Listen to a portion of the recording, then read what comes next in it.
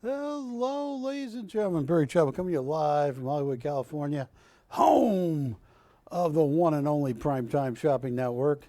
And this is a Wednesday night art and coin show. And folks, I have some great stuff tonight. Great stuff. All right, now, let me ask you a few questions, Wilson. None of them are going to be personal. Who do you think most people know better? Ed McMahon, Dick Van Dyke, James Whitmore. He was in the Shawshank Redemption. That was about a prison, just like the one you went to. Yeah. Or Ed Harris, who was in Top Gun, Maverick. I'd say between Dick Van Dyke and Ed McMahon. All right, well, I think you have lunged right into the truth. Ed McMahon. You know, he used to help Jerry Lewis on the telethons. He used to sit next to Johnny Carson.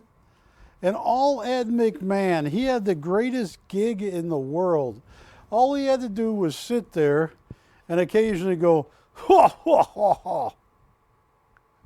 That's all he had to do. Let's welcome our new guest. And they come on, they shake his hand, and they go, Ed, how you doing? I'm doing fine. You're looking good. Ha, ha, ha, ha. Billionaire, probably, but he's dead. Did you have anything to do with his death, Ashley? This is BC 2189. Now, Ed McMahon. If you go in Hollywood to all the different shops and try and buy different autographs, I don't know what they cost you. I know on Dick Van Dyke he is still alive, and Ed Harris is still alive, but this is a drawing that Ed McMahon drew and signed. Now, he drew and signed this for the St. Francis charity. They would give shelter and meals to homeless people. And every year they'd have an auction. And Ed McMahon always, just like Johnny Carson, he got second billing, top to second billing. Did you ever, Wilson, give to Jerry Lewis's muscular dystrophy telethon? What?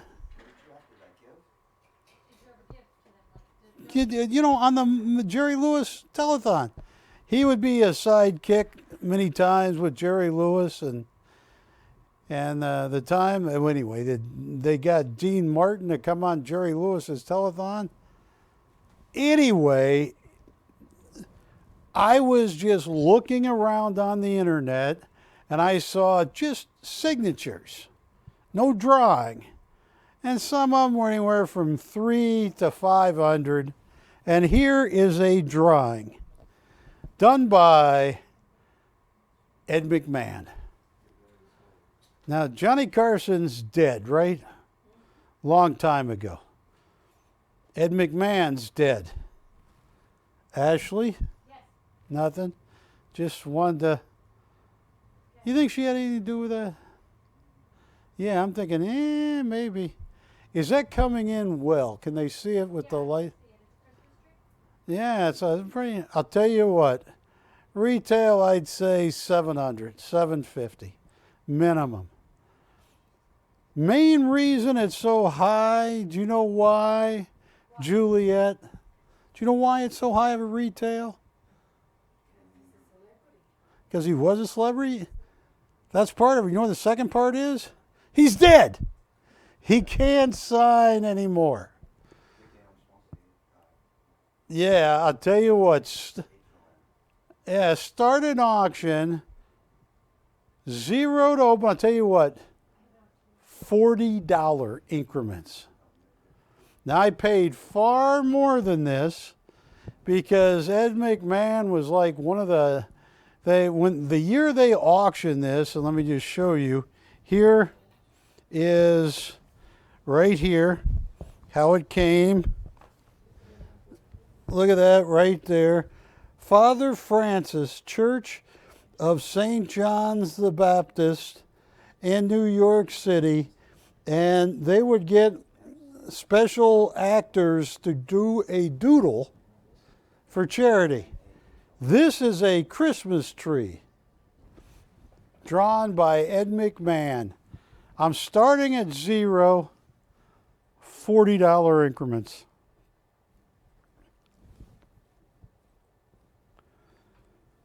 And this was Wilson, one of Wilson's top 2 celebrities. I only got 4, but this is one of your top 2. Juliet, do you remember Ed McMahon? Ashley, do you even know who Ed McMahon is? He also did he had a game show. He was a game show host. Oh, was he? I know that his whole career, he got really well off just sitting next to Johnny Carson pretending he was drunk half the time. Maybe he wasn't pretending. Maybe he was drunk every time. But anyway, I have 0 open on Ed McMahon.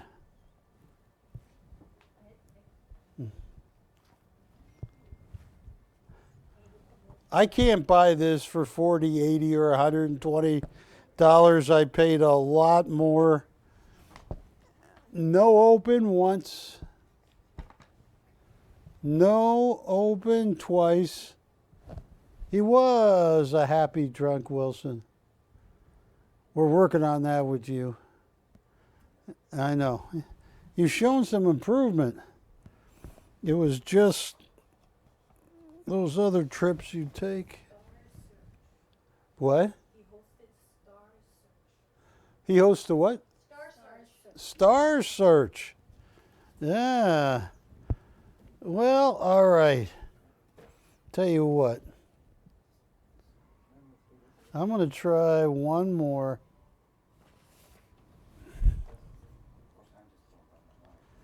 This guy was a legend. He spent so much time both in movies and television. James Whitmore. I like this drawing. Hubris. He was in the Shawshank Rebellion. He was the one with the bird. 2149? No, Ashley. This is 2149.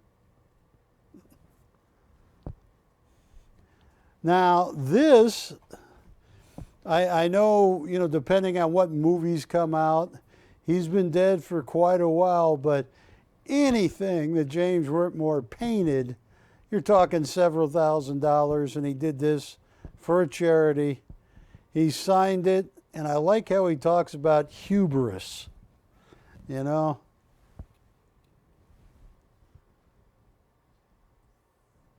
what does he say at the bottom under James Whitmore? Just the date, March 21st, 2003. 2003. All right, folks. This is an expensive one because he really drew it. Started zero, $40 increments. I kind of want to keep this. That was a great doodle.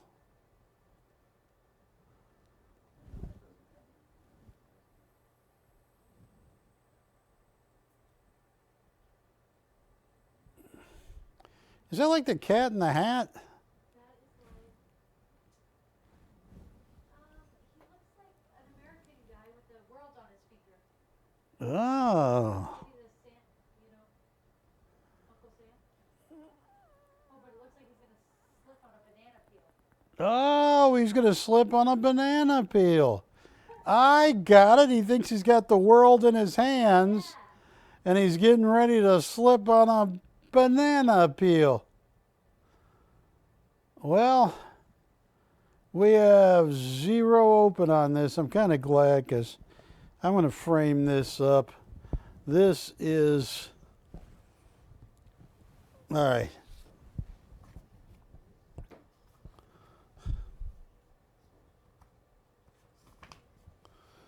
Tell you what I'm going to do. This is one of the most expensive ones. He drew it. I will guarantee he drew it. He didn't sign it. But I met him a while ago. Probably one of the most important comedians, actors, Dick Van Dyke. You get two drawings. You get this one. I will write you a certificate of authenticity that this was drawn by Dick Van Dyke. And this is, are you kidding me? I met him 30 years ago, 25, in Malibu at a chiropractor's office. Couldn't have been nicer. I got him to call. I kept telling him that 2148. 2148, that's the second drawing he did on the back.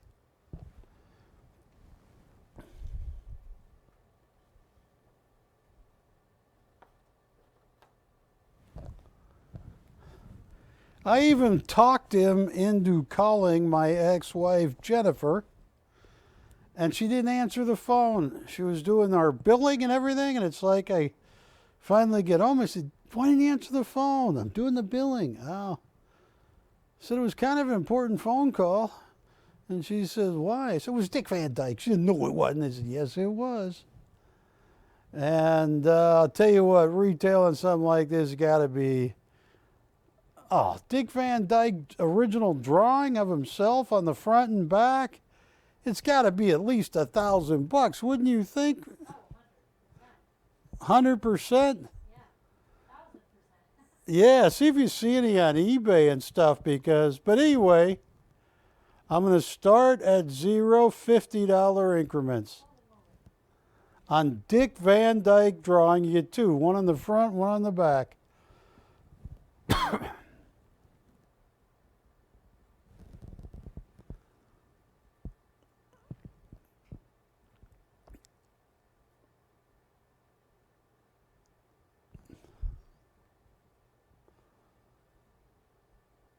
He lived in New Rochelle, worked for Alan Brady. His wife was Laura Petrie, played by Mary Tyler Moore. Is the guy that played his son, Richie, is he still alive, you think? Yeah. No open on a self-portrait done by Dick Van Dyke. All right, I'm giving up on this. I'll be like Sheldon Cooper, drive over to Dick Van Dyke's house, knock on his door. Mr. Dick Van Dyke, sir, could you please sign this? Thank you. He's still alive, the son. Oh, he still is. He's 9. No, the son, Richie. He's still alive? Well, Dick Van Dyke's still alive. He's 98 or 97, yeah. No open on that. That would be awesome to have him on the show. Like, yes, I did draw this. He looks very. All right, well, I'll tell you what, I don't know if I want to do. Nobody seems to appreciate these, or they just go, Barry, I'd rather just watch Dick Van Dyke on the Dick Van Dyke Show on MeTV. Usually there's 2 episodes back to back. I don't know if you've noticed that, Wilson. I watched Perry Mason this morning. Yeah. All right, the last one. This was an expensive one. He played so many roles. He's still alive. He did this. He dated this 10-1, I think, 09.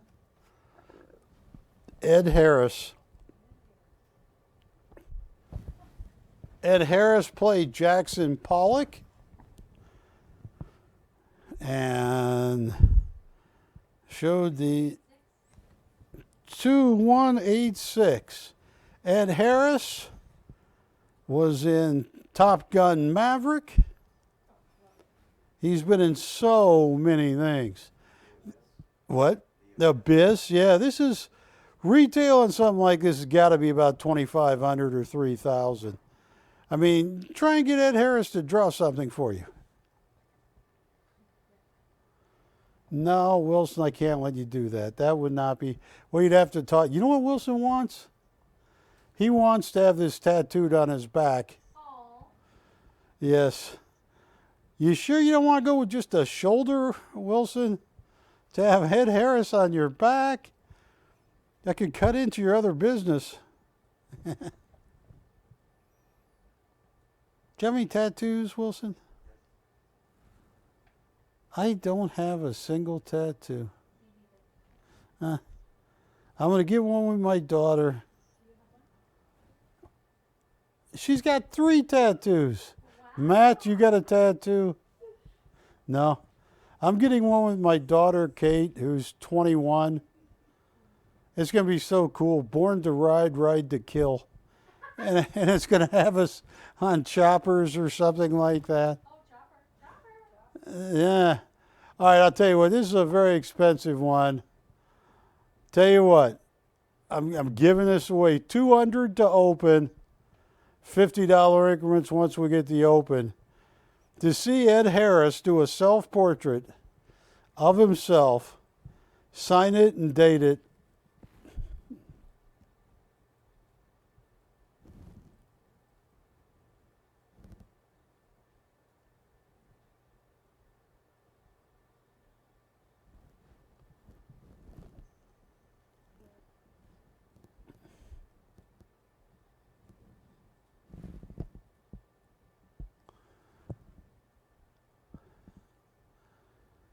Now, Wilson, we don't want anybody to hurt themselves jumping to run to the telephone to jump in on my 4-0 bid opens. But I am going to move on now.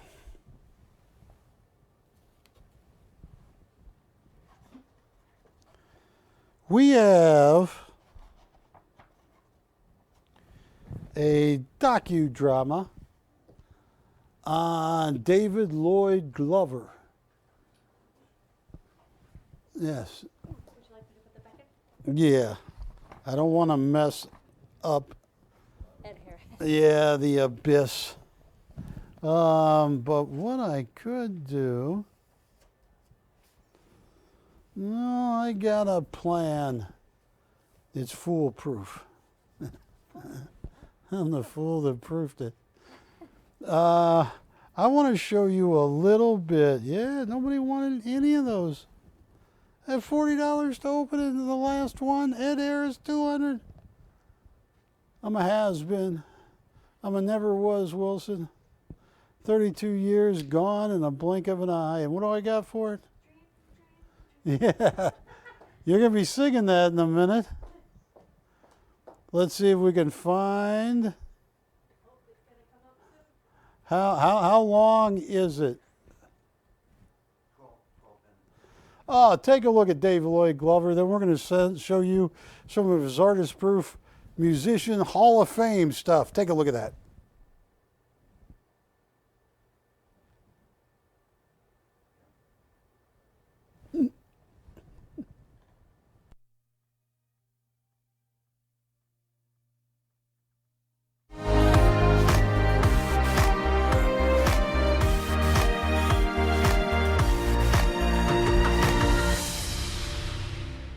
I'm David Lloyd Glover, and art is my life.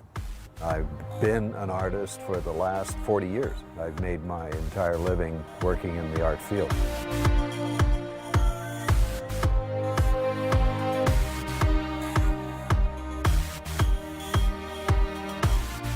When people ask me what my style is, I usually describe it as vivid impressionism, and that's because of the color palette that I use. And it's not so much about, am I a landscape painter, a seascape painter, or am I a still life painter, representational painter? I paint all things. There is a Glover signature. Collectors tell me there's something they see in my work, regardless of subject matter. They recognize my use of vivid colors, and there's a real resonance that they feel when they view one of my paintings, and particularly when they own one of the paintings. It has real emotional impact to them.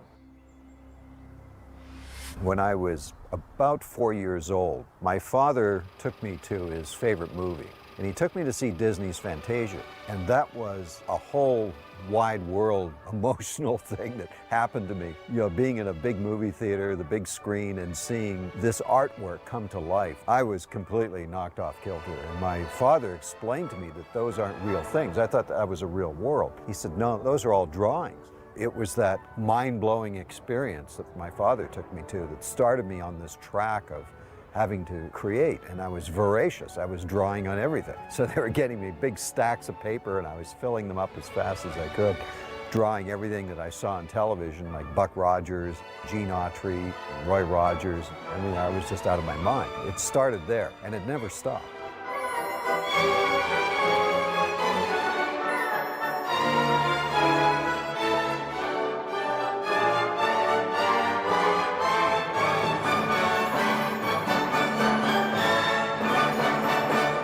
I'm always thinking of the person who is going to view the painting and what perspective they're going to have on it, particularly if they're going to be the owner of that painting. It becomes their personal possession and therefore their personal vision.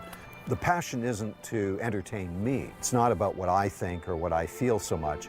I think about what it would affect somebody else and how I could deeply impact their psyche. I want to bring out human emotions in a way that is calming, serene, exciting. If it's a brilliant sunset or something, it's all about emotions. That's what paint is. My paintings are really expressions of emotion.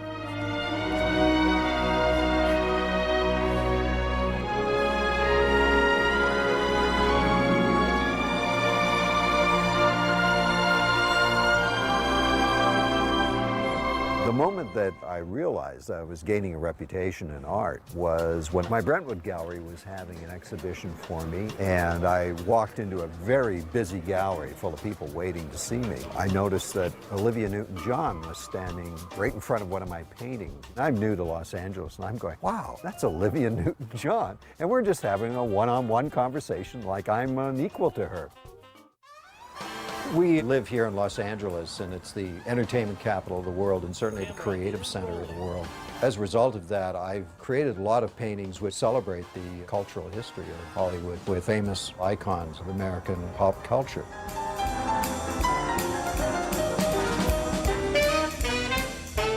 I did a painting of Django Reinhardt. He was the famous gypsy European jazz guitarist from the 1930s and 1940s. Anybody who plays guitar, that is his hero, because there's just nobody else like Django Reinhardt. I finished the painting, I took it in, and the gallery director said to me, dude, that's a great painting, but I don't know who the heck that is. Along comes Kim Campbell, Glenn Campbell's wife. She took one look at this painting, went, oh my God. And she ran back down the street, grabbed Glenn Campbell out of another store, took him up to the gallery and said, Glenn, look at that. And of course, that was it. He fell in love. That is his hero. Glenn Campbell is one of the greatest guitarists in the world ever. His hero is Django Reinhardt. So Glenn Campbell bought the painting.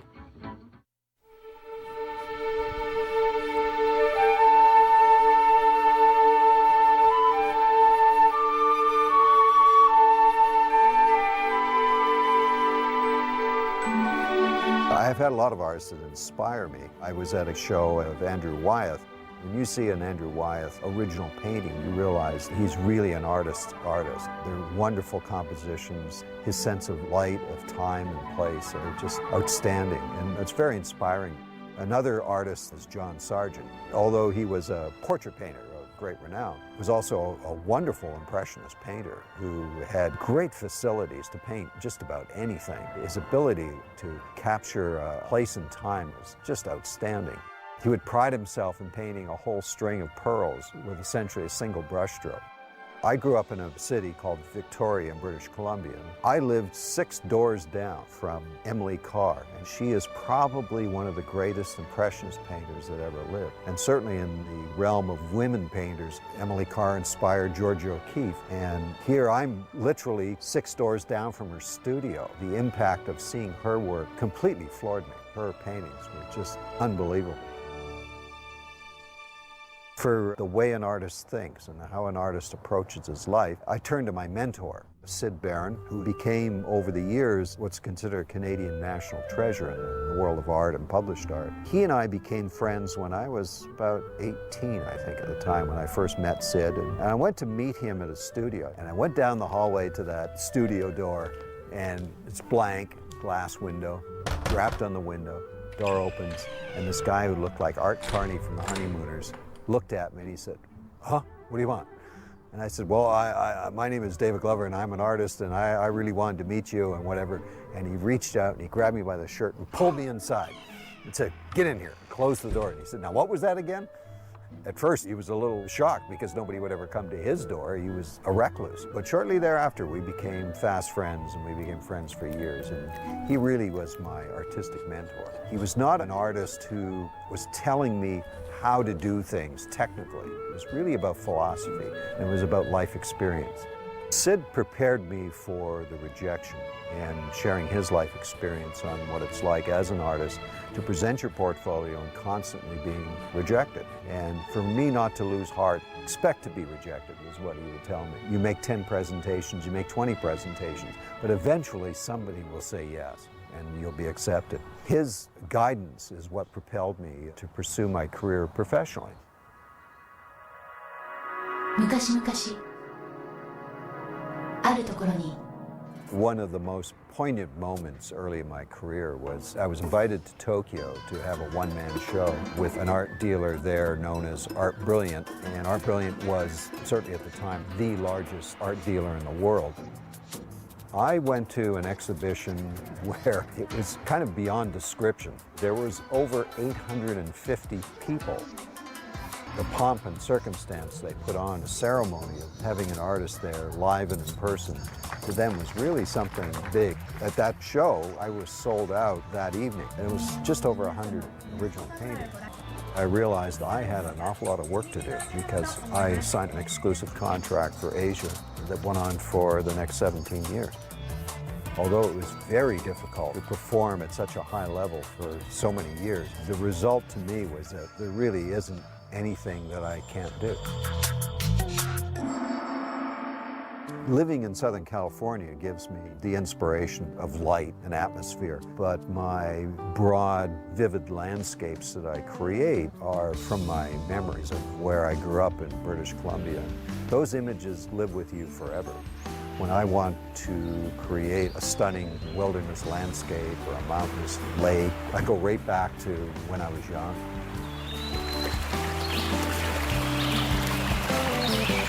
My studio is unique in that I have an eastern exposure. So in the morning I control my lighting through the shutters and I'm able to direct the light onto the canvas area to essentially color correct because I get a very clean color. As the day progresses, I move the shutters because the sun is rising above and then sets into the west. Even when the sun is setting, I get a specific style or type of light that comes in through the windows.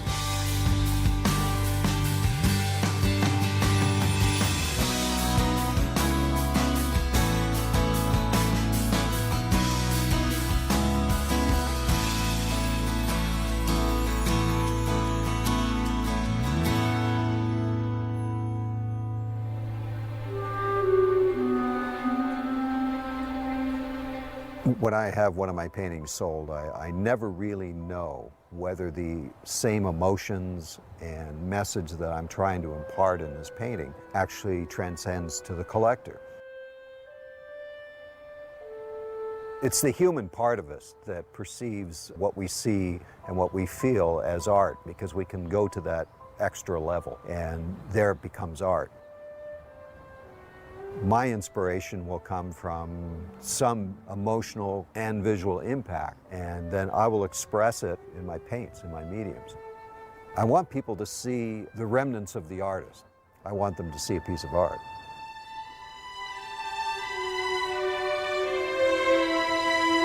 I'm telling a story, either it's a narrative story by what you see going on in the scene, or it's strictly an emotional story. It's a response that you have to a particular light effect, a view down a country road, you imagine what's at the end of that road or where it's leading you to, or it's nostalgic. or it reminds you of when you were growing up, or it reminds you of an important time in your life. Maybe it was your first romance. You were in a setting just like you see in this painting. So it touches this on a very base level. Art is something that chooses you. Your ability to create in any kind of medium just comes innately, and it starts when you're very young. Certainly in my case it did. You feel this need to create all the time, no matter what you're doing. But it's not something that I think that you decide one day, you wake up and say, okay, let's go to school and be an artist. Folks, I'm back with you. That was a documentary, a little docudrama I made on David Lloyd Glover many years ago. He's one of the biggest artists at Art Brilliance. They flew him to like Massachusetts to paint a car for the car museum. This are the artist proofs of his musicians. The number ones, he said, would sell for $15,000. And an artist proof, this is number 10 of 10. Ashley, come on up here. Show the cert. Here's the cert for the Everly Brothers.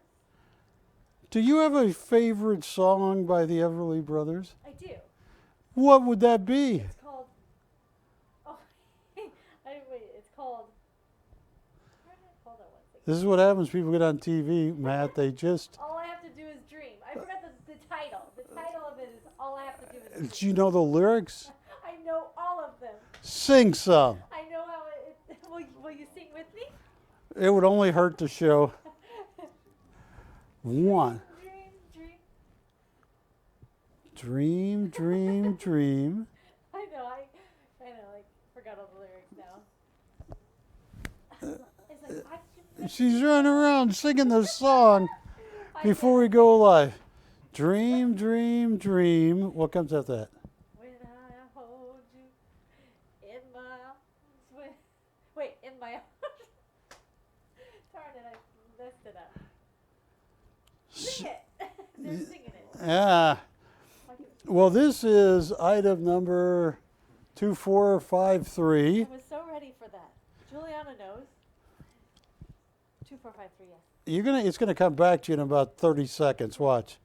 So this is 10 of 10, artist proof, and the number ones he got 15,000 on any in the edition, because you cannot tell the difference between this canvas artist proof and the original. It's absolutely amazing. It's signed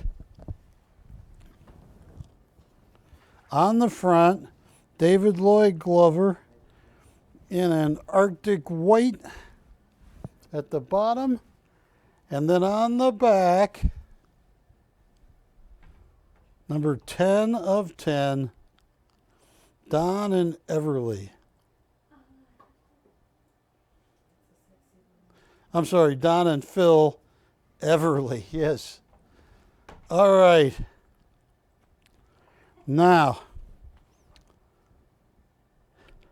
he gets 15,000 for the number ones, at least 9 to 12, because he only did 10 artist proofs. Oh my goodness.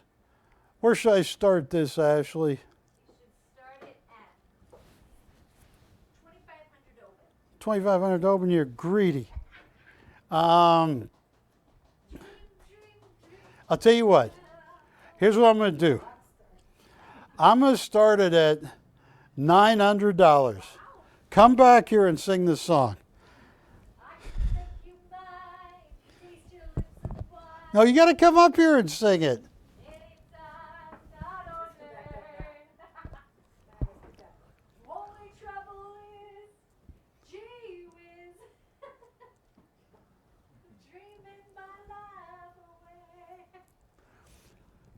Musicals done by Ashley and accompanied by Juliana. And if you are fans of the Everly Brothers, they're both dead now, right? Somebody is thinking about it, right, Ashley? No? Okay. Well, this is number 1 of the rock and roll artist proofs. Ashley, can you hand me Piano Man? Even though it's not called Piano Man. Billy Joel. Billy Joel. 2458. Let me give you this. This is number 10 of 10. And it's called New York State of Mind.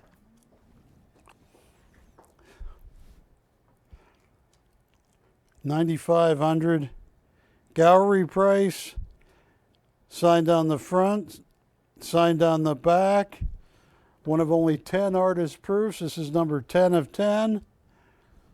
And David Lloyd Glover made a big deal about telling us how you cannot tell the difference between an art print on canvas and the original because of the way he did it.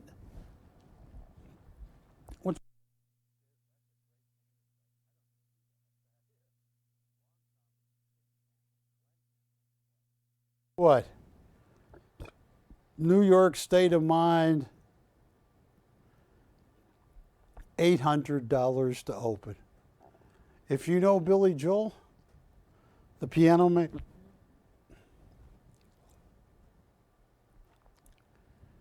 that would be a heck of a deal.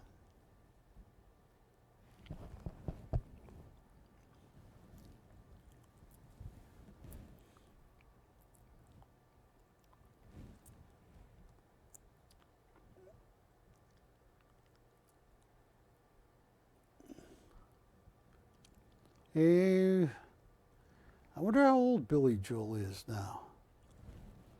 I could ask my phone. Uptown Girl, yeah. She's been living in her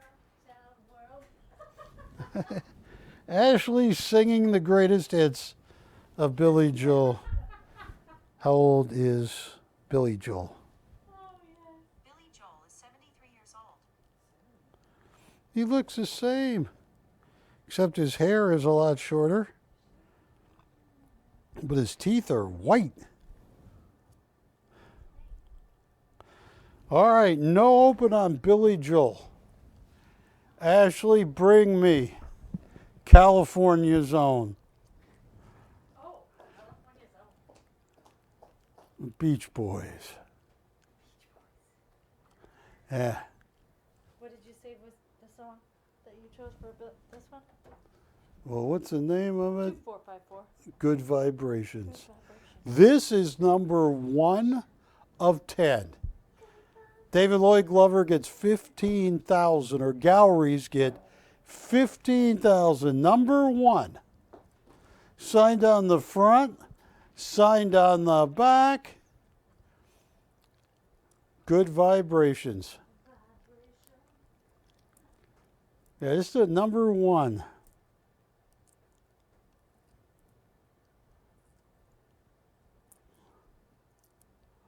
Retail 15,000.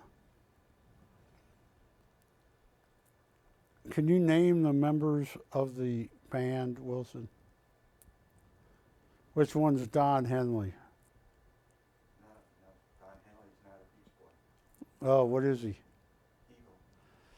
Tried to trick you up there. All right, Wilson, you're pretty good. All right. And the Beach Boys, go show them which one's Jim Morrison. I'm joking. All right. Folks, I'm going to sell one. This is the only number 1 I have left. I think there might be one more. Hey, Matt, is the one right next to you a number 1 right in front of you? Yep. So I only have 2 number 1s left. This is 1. All right. Don't abuse me. 800 to open. It is art print on canvas, Number 1 of 10. Signed on the front, signed on the back. Entitled Good Vibrations.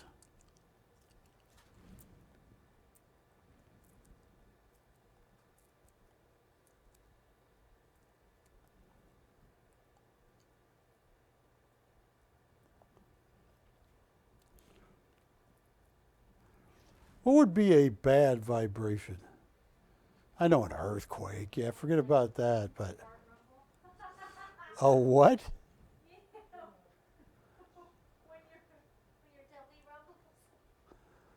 When you're what? When your stomach rumbles. Stomach rumbling would be a bad vibration. Ah. I would have never thought of that. No? No, if they had put me on Family Feud, they had listed all the possible bad vibrations. I would not have come up with that. Would you have come up with that one? Stomach rumbling. No, but on this, all right, let's show the last one. And I thank everybody for watching this part. 2, 4, 5, 7. That's number 1. This is a dark side. Who is that, Wilson? David Gilmour. And what band did he play for? Does he still play for him? But he's dead though, right? Oh man. Is musician David Gilmour dead? David Gilmour was born February 5th, 1964, and is 59 years old. That's a no. You're right. Sorry, David. Yes.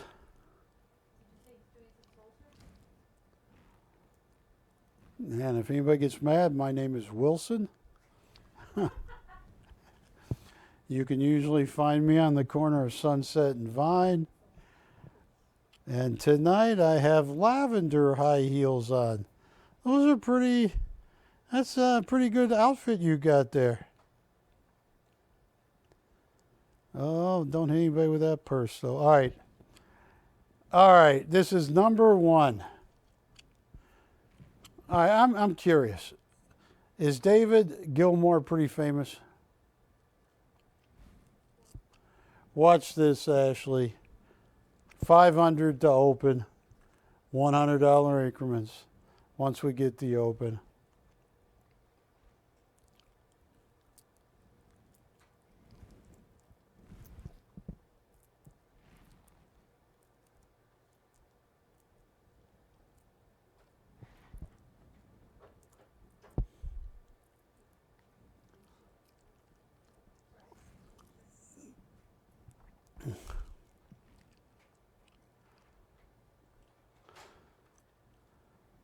No takers on this. All right, I'll show you something that I don't think they can pass on, Wilson.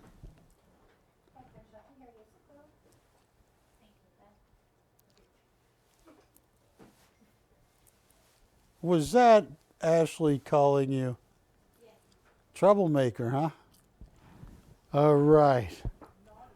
All right. Ashley, Yes, sir. hand me my Michael Schofield. Folks, I just want to see if anybody's watching. Michael Schofield is, Big mail? yeah. Michael Schofield is what, 74? But he's like still 21 at heart. Yes, BC 2428. This is original watercolor done on paper from Michael Schofield. In my Michael Schofield folder, I can show you where Hub's historical. Those were paintings, but on watercolors, 8 to 10 grand, 8 to 10,000 is, you know, he's in the Library of Congress collection, he's in the Smithsonian collection. He is in the $1 billion Arm & Hammer collection. And this is, I'm going to put my, worth the wait. All right, folks. I'm curious who wants one. Start at $0, $100 increments. And Michael is one of the top landscape artists alive today. Is one of his favorite artists was John Singer Sargent. He you know, it's like in Top Gun when he said, "There's nothing I can't do," in Talladega Night. Which one was it where he said, Tom Cruise said, "There's nothing you can't do in a car. There's nothing Michael Schofield can't do with watercolor." So you got a $4,000 Michael Schofield. The current bid is 0. Zilch. Niet. 9. Nothing.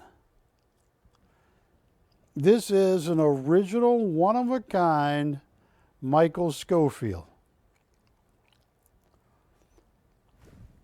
Signed on the front and back.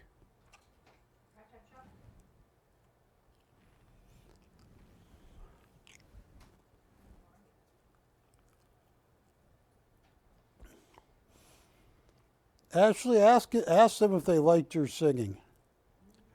We might add as a feature of the art show. I can't sing.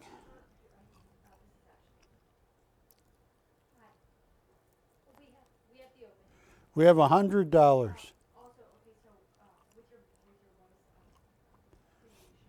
This is the Michael Schofield.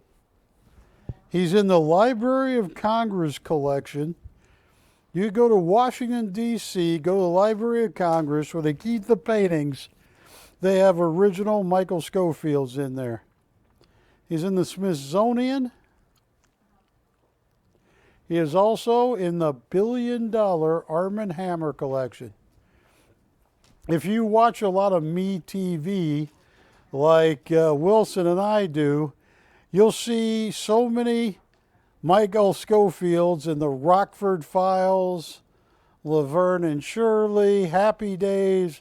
He painted so many works for Stephen J. Canal Productions. They're the ones that produced the Rockford Files and so many of the hits, Lou Grant, stuff like that in the 70s. I am at a whopping $100 going once. It's going to leave a mark, but hey, a mark is a mark. $100 on an original Michael Schofield. Going twice.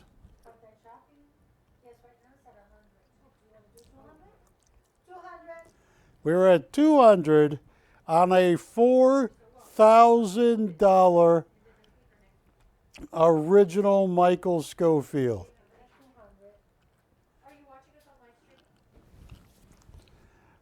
We were at 200 looking for 300.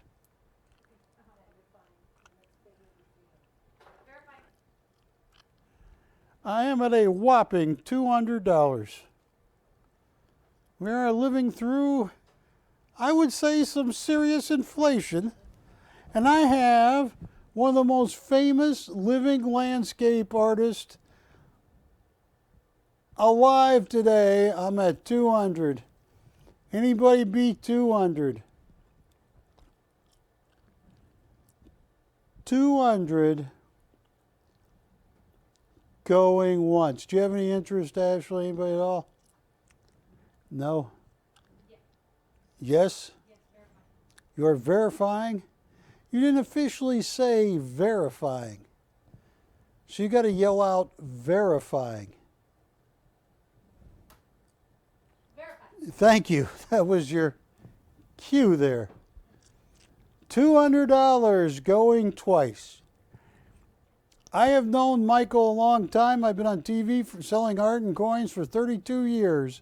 There is no way on a cold day in whatever I could ever buy this from Michael Schofield for 200. They go for 4,500. 300 has been bid.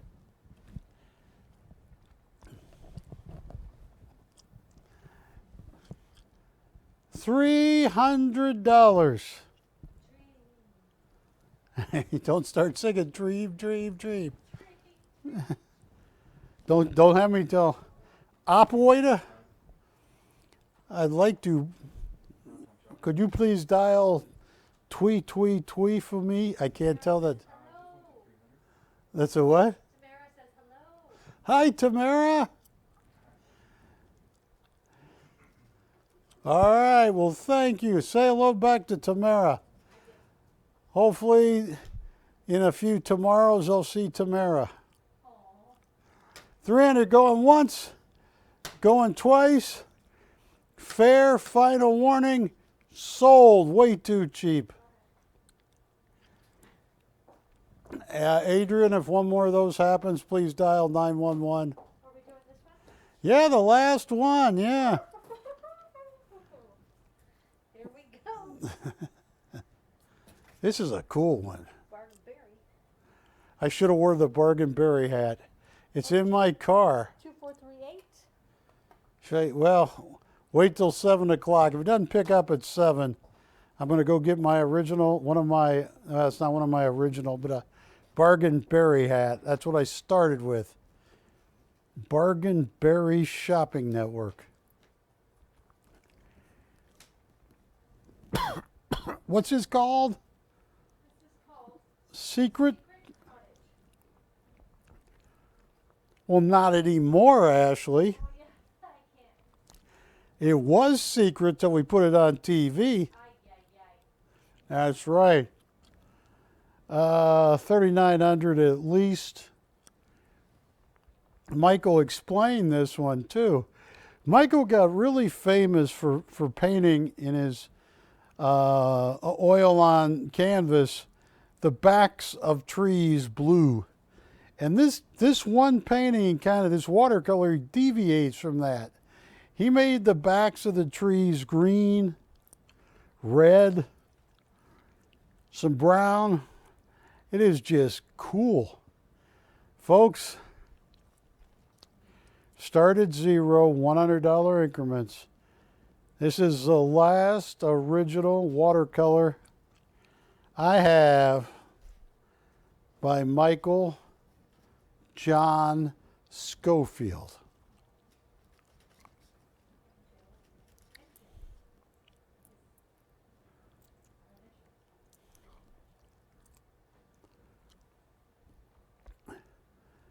And whoever gets this, obviously, you get the secret cottage. Have you ever been to a secret cottage, Wilson? I've been to a cottage, and they gave me directions so it wasn't secret.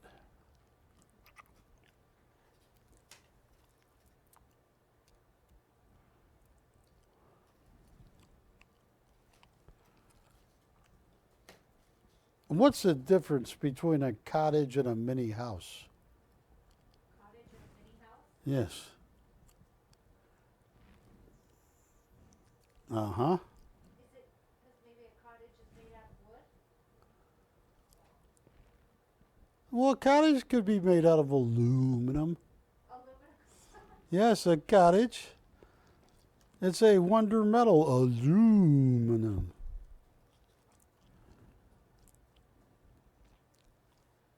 When I was a kid, I had so much trouble with my R's. Rabbit.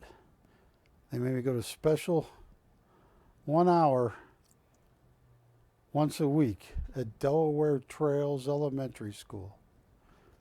They'd have me go rabbit. The trick was to get you to start with the rapid. Rapidly running rabbit hits the rapids. No open on a $4,000 last original Michael Schofield watercolor. He is in the $1 billion Arm & Hammer collection, the Smithsonian Institute. He is in the Stephen J. Cannell collection. He did a painting for Daliland. What is the one place Dolly Parton has? Dollywood. He has done paintings for so many famous people. No open once. On. Is that a whistle of disappointment?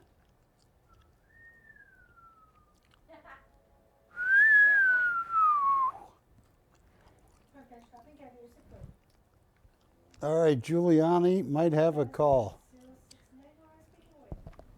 Wilson, have you noticed any time I asked Giuliani about Romeo, she doesn't answer? 225 has been bid. 225. Who is your bidder? Mr. Who? Mr. WB. All right.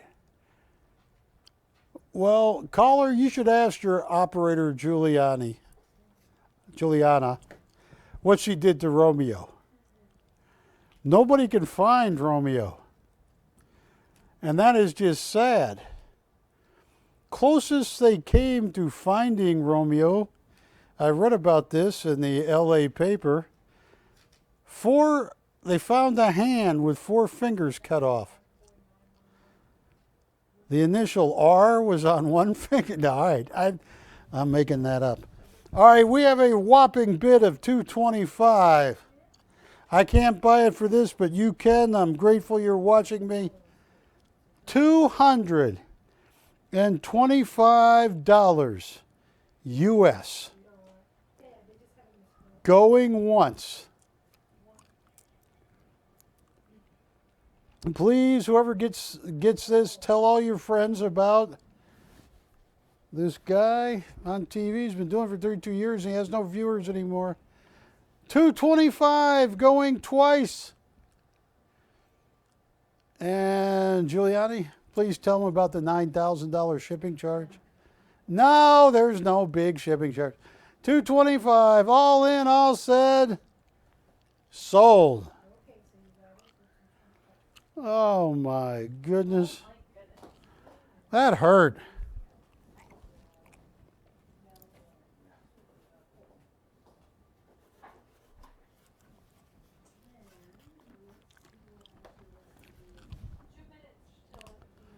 Two minutes.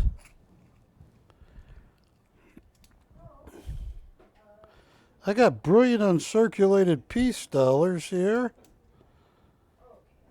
One of the largest auction houses on the planet has been having buy prices every morning.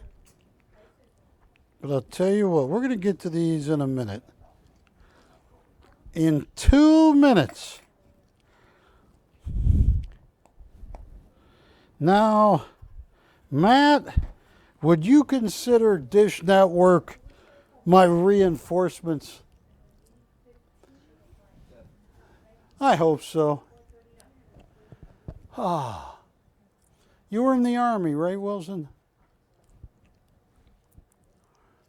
Matt, were you in the service? What service is it? Like the Army, Air Force, Navy, Space Force, Marines? Boorah! No. I wasn't either. My dad, who died a couple years ago, was supposed to got called up to be in the Korean War, but he had a heart murmur, and he had driven all night to get there, and I don't know, for some reason, his heart murmur was worse, so he did not have to, they wouldn't take him. Yes. So what do I have, about a minute? Because our clock is off because Matt and Jack keep time traveling so far back that when they return, it slows the clock down. I mean, it's something to see. And I got a show for you guys tonight. Oh, I got a big show. I'm guessing. It's 7 o'clock on my Apple phone. Which camera? Oh, this one. Hello, Dish Network. Barry Chappell coming to you live at PrimeTime Shopping Network in Hollywood, California. There are shows. There are big shows. Then there are gigantic shows, and this is one of them. I have some very, very, very rare $20 St. Gaudens, but I also have 4 of the rarest artists I've ever had. I also have, I got 3 rolls of Morgan and Peace dollars, but I want to talk to you about a few things here tonight. Oh, Ashley, you were talking to one customer about one of the coins I have. He should be watching. Yep. All right, is he on? Are you on the phone with him? No, this is Susan. Hi, Susan. All right, well, She loves you. thank you, Susan. That makes one person. No one else does. They don't like me anymore, Susan. They don't. I tell you, it starts, and I'm not making this up. Matt, no one ever believes me. This is so true. This is true about my mom. She's 85 now, and she's been on my show many times.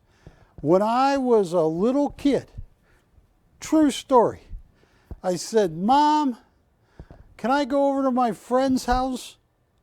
She said, Barry, you don't have any friends, and don't call me Mom.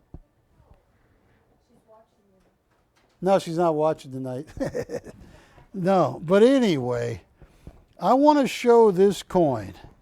This is a rare $20 St. Gaudens, BC 2473. Look at that orange glow to it. It's a 1916S in PCGS grade. I love PCGS. It's so hard to even get on a rare date like this, an MS64, but it's MS64 Plus, which usually tells me there are 4 or 5 graders and 2 of them wanted to make it an MS65. That's what it usually tells me. But they compromised and made an MS64 Plus. Look at the reverse. Designed by Augustus St. Gaudens. Sun rising on America. Look at that. And this is a blazer. Now, Wilson, if you look really close over the date, you will see that S. Now, let me tell you how rare this coin is, because this coin is rare. The 1916S.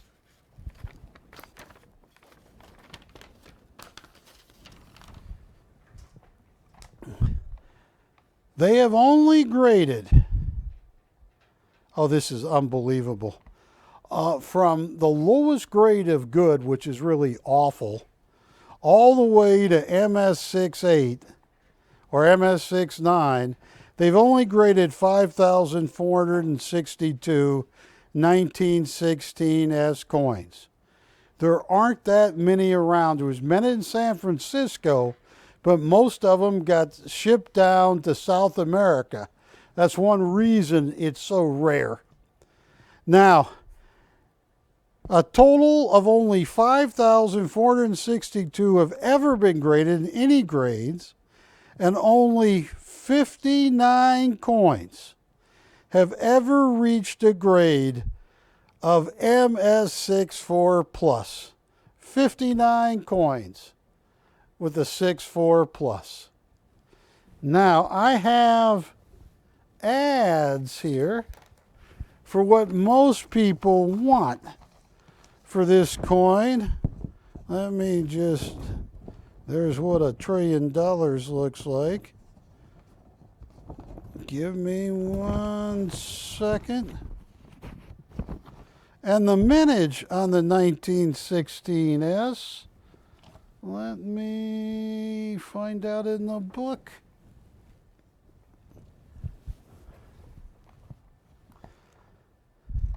And who's the one customer you were talking to? Gary. All right, 1916S. Come on. All right, where'd you go? Double Eagles. All right, David Q. Bowers. You're messing me up in this book. All right, hang on. 1907, 1913, right here. 1908, 9S, 10, 11, 11S, 13, 14, 15. I got a 1915, got a 15S, 1916S. They only struck 796,000 coins. Well, she's not in tonight, but this is actually. From this point on, coinage. This is a very low mintage coin.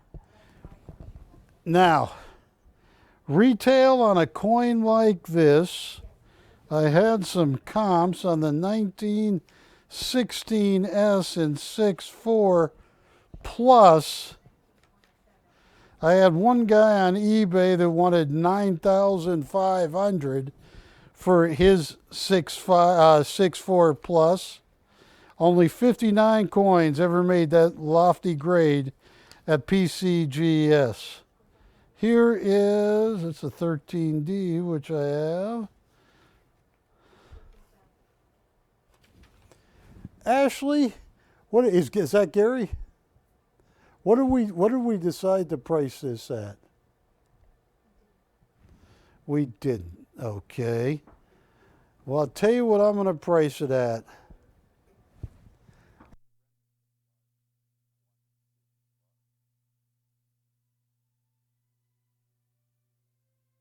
I am going to price this at, oh, this is too cheap. Oh, list price, Adrian, list price 9,500. So, yeah, watch this.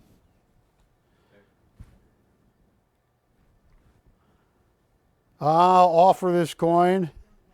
Oh, this is so rare. Only 59 coins have ever made it to 6.4 plus in the 1916S. $5,545. That is a rare coin. That's great. They don't have to pay any sales tax. I lived in Nevada. I got my master's degree from there. I'll get back to you on this, okay? Nevada or Nevada? It's Nevada. Yay!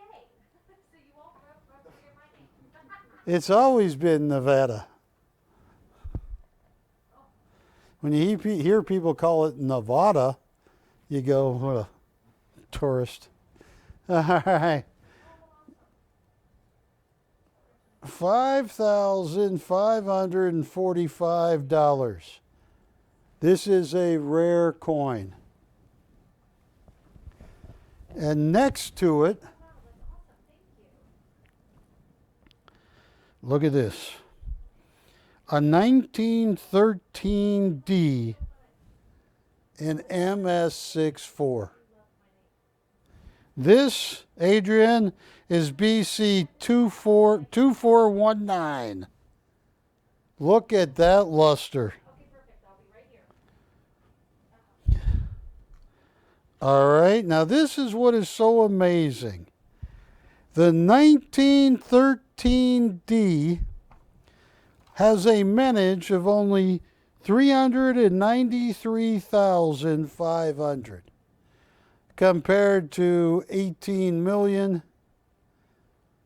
for the 1928. I mean, so you're talking 393,500.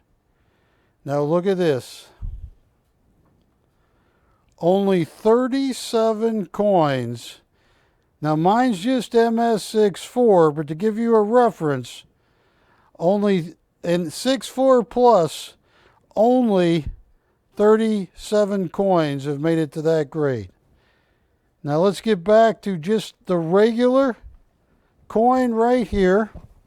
The 1913D has a population in MS64. Oh, this is unbelievable.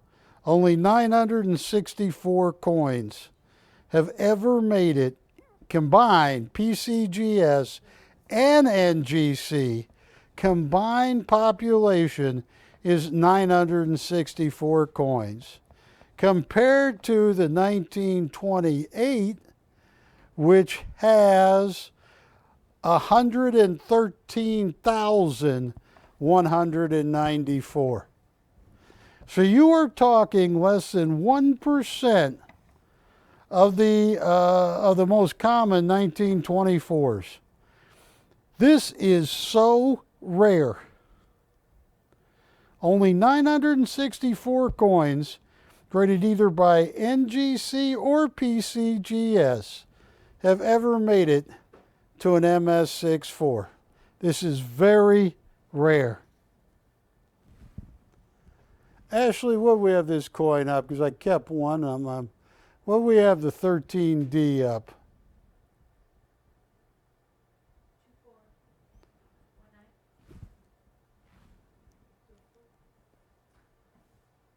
Oh, this is rare.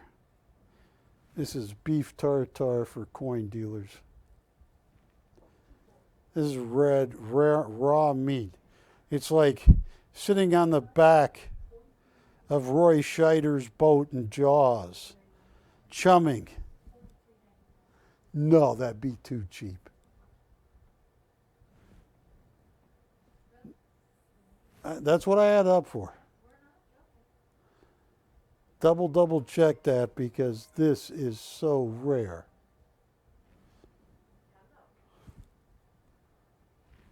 I got a 13D and a 16S. And then I'm going to show you some very rare art.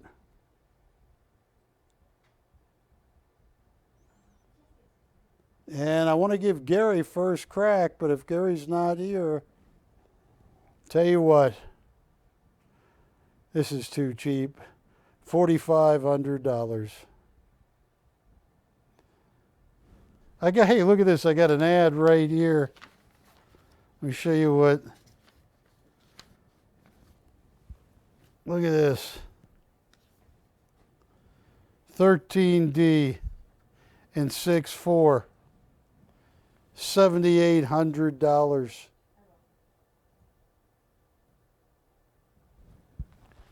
So, anybody interested in these two coins?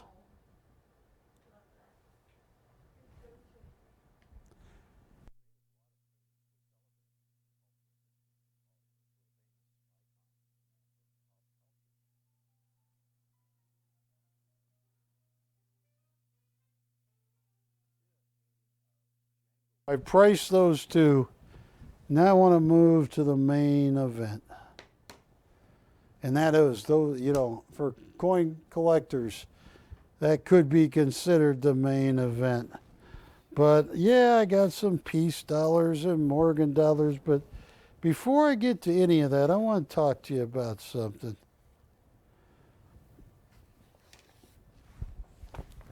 Right here.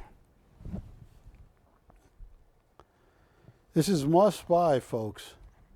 And I even brought along some examples to show you. I don't say that all the time. I have 4 original Oleg Zhevetin. He graduated with a master's degree from the Surakov in Moscow, the most difficult art school on the planet. So many people don't get accepted. He first was so advanced, he got a degree in art from Uzbekistan, where he was born. And then, when he was 17 years old, he had already got his first degree, he got accepted into the Surakov. Now, Oleg Zhevetin is a master painter. Oleg, pre-COVID, would generally get $100,000 to $150,000 deposit U.S., if you convert it to U.S., before even painting a painting. Here is a comp from 12 years ago on Art Brokerage for an original Oleg.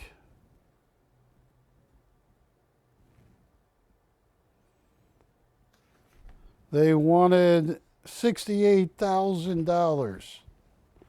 Here is Sailor's Heart.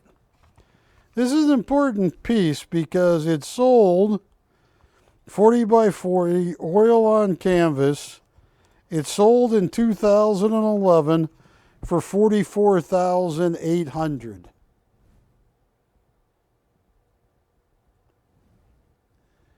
Three years later, the person that bought it put it up for sale and sold it for $95,000.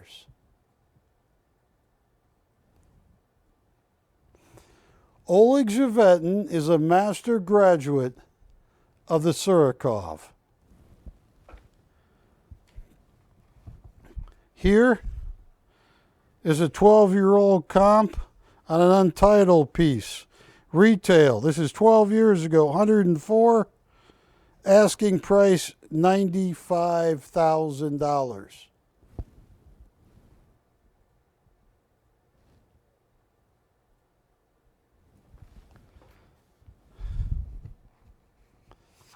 I just had to throw this in. This is 2011 when I went to Russia at a Russian department store. For $69, for 69 rubles, you could have got a Vladimir Putin picture. I just thought that was interesting. Oleg, even my dog likes Oleg. That's Ginger, my dog. Scared everybody, but for some reason, dog didn't even notice Oleg. Now, folks, I made a list that I wanted to bring here tonight.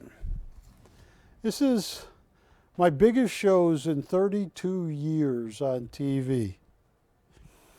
In 2006, with the help of a big dealer friend of mine, I got to buy out a lot of the Royos from Triad Publishing.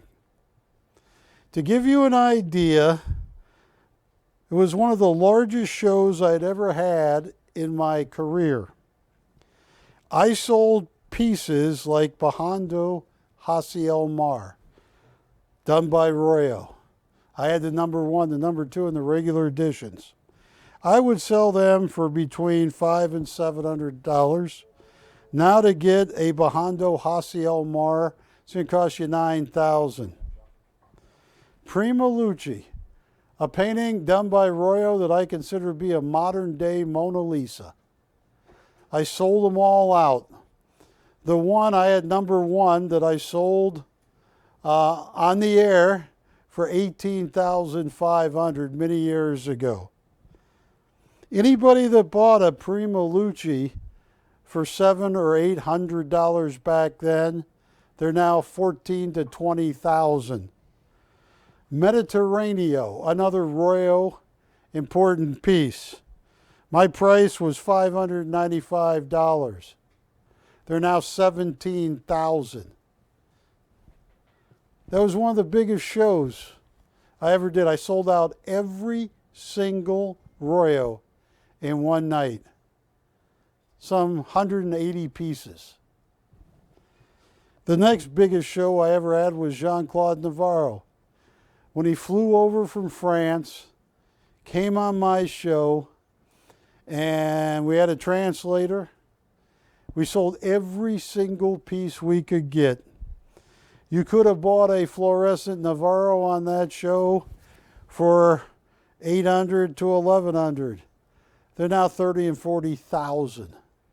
Some even more. Sold every Novaro I had. 2003 was a huge show. Guillaume Azoulay, the youngest living artist to ever be accepted in the Bibliothèque Nationale, the archival collection of the Louvre. He released a piece called Camargue with Gold Leaf. Sold every single piece that night. 249 pieces. I sold them for, if they had the remark, $795. A Camargue with remark will now cost you $18,000. As good as that is, this artist, these four paintings are better, are as good. They are Oleg Glover, master graduate of the Surikov. He is by far one of the most talented living artists ever. To date, only one American has ever graduated from the Surikov. It is a very tough school. I wish I had 100 of them. I don't. I only have 4. They will all someday be in museums. Oleg Glover, his ability to mix geometrical shapes into romantic Russian realism, basically, is unheard of. How long is Oleg 2? Because before, I'm going to show you these. I'm going to sell them all. And whoever gets them, you're living right, you're living well. This, to me, is the most valuable merchandise I have on this planet. I do a lot of business, I used to, with auction houses and stuff like that. Nothing comes close to Oleg Glover. And he's for Oleg 2. This is Oleg Glover in his own words, and then I'm going to show you the 4 originals. And 2 of them are large. Take a look at this.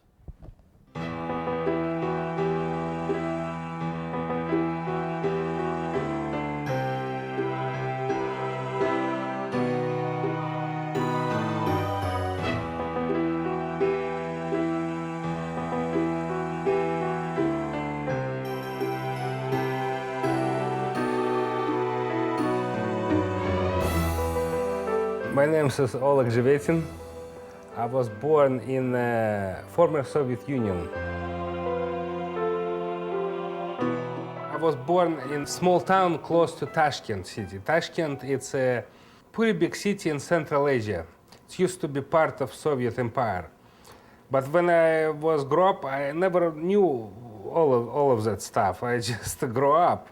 When I was grew up, I don't know difference between socialism or communism or capitalism or anything else, all that political crap. I just grew up as a little boy, that's it. I just grew up, I love to see flowers, nature, play Indians. Actually, we play American Indians.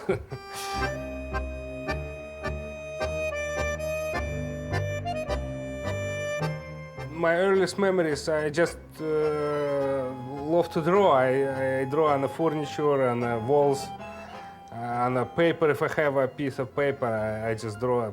My family, we have 3 kids. I used to have sister older than me and brother younger than me. My father is simple engineer. Actually, he was chief engineer in the furniture factory, and we have simple life. I'm thankful to my parents because they was educated actually behind their limits, behind what they need to know in their lives. We have a great library. So I wrote a lot. I wrote a lot of American artists, American writers too. And I was just a simple boy, I just read a little bit. The important, probably, we don't have much TV. That time, Soviet Union, Russia, at that time, we had just 3 channels was controlled by government. And we have just the simple, corny movies, probably not much news, because they don't show news at all. Here in the United States, people always stressful. Why? Because they always see the horrible news. Somebody killed here, somebody has drug overdose, somebody got car accident, terrorism here. Always stressful news. Back in Soviet times, no. Even if Russia has some kind of trouble like this, they never show on TV. They always show positive news. Like, let's say, that farmer got thousands more cows, and that's it. The whole news like this.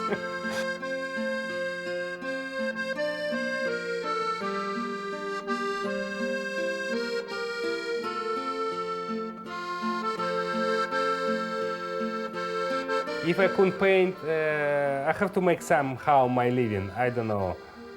I would be probably homeless. I cannot do anything else. My early age, when I was like 17 years old, and I was in art school, but I cannot make any money from my art. My father was chief engineer in furniture factory, so one time I came to him and I told to him, look, I have to make some extra money for my clothes, for my girlfriends. He said, okay, you can go in my factory and work as a simple blue-collar factory workman. You can make maybe about $200-300 a month. And I did that. I go to the factory and work about 3 months.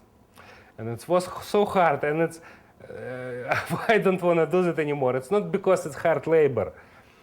I'm not afraid hard labor. It's what stopped me to do it anything. I start to understand I don't like it.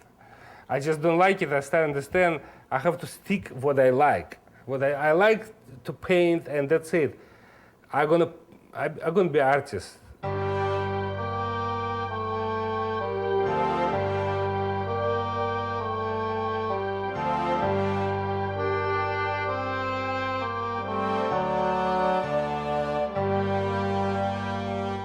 But I joined the Surikov Art Institute called Vasily Surikov Art Institute when I was 20 or 21.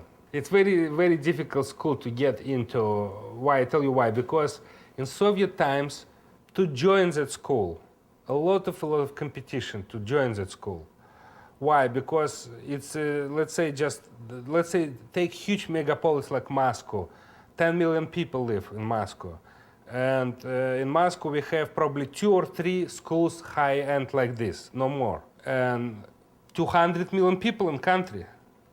And let's say how many thousands of artists who want to join and to be an artist and get that high-end, excellent education. Thousands of people. So when you go to there, you have to show your artworks. You have to show your skills, your education, and you have to pass it through examination. So when you compete, you have to take some tests in art, in drawings, in composition, in paint, in art history, in language, in a little bit in philosophy. And every test you have to have excellent grades. If you don't have excellent grades, you just lose. That's it. Because school has to choose the most excellent person to study. You have to show real paintings, not photographs, not for portfolio. Real paintings. So I take my paintings, I put them in a train, put myself in a train, travel 3 days. Russia is a very big country. So from south to Damascus, I travel about 3 days in a train, take some taxis. So show the paintings, real paintings to the persons who reliable, who making decisions. So they can allow to put you compete. A lot of guys show the paintings, it doesn't matter. They can see the paintings and they say, no, we cannot accept you. We cannot accept you even to try compete. So first step, you have to show the paintings and they can see the paintings and probably they can see some potential inside. So they can say, yes, we can allow you to start competition.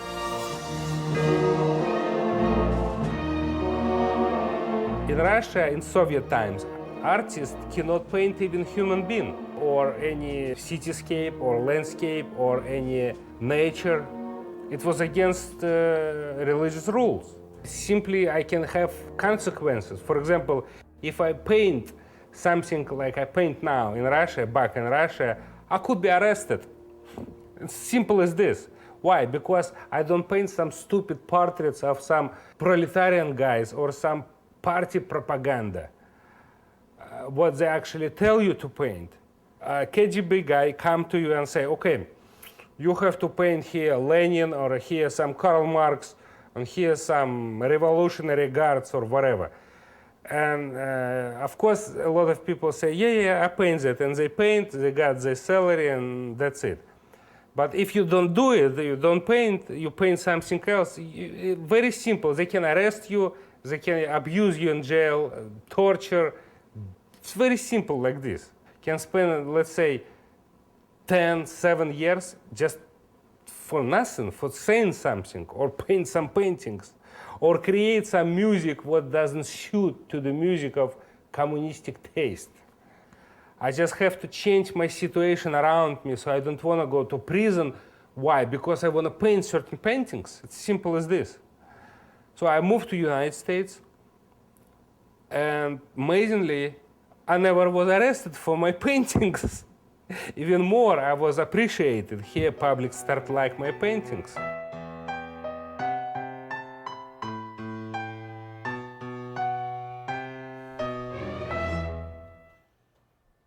Hi, Barry Chappell live. I have 4. That's it. I wish I had 4,000. I don't. I have 4. And he has been one of the greatest artists I've ever worked with.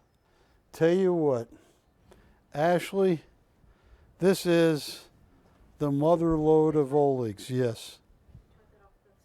No, let's put it. We can swing it around gently.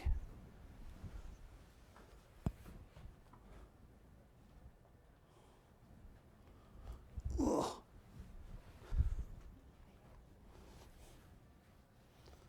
I think we could. Should we put it on the easel? Will it fit, Wilson? Do you want it on the easel? He likes it right there. He likes it right there. It says 2462. All right, I would lean it a little bit forward. Hang on. Yeah. Got it? Yeah.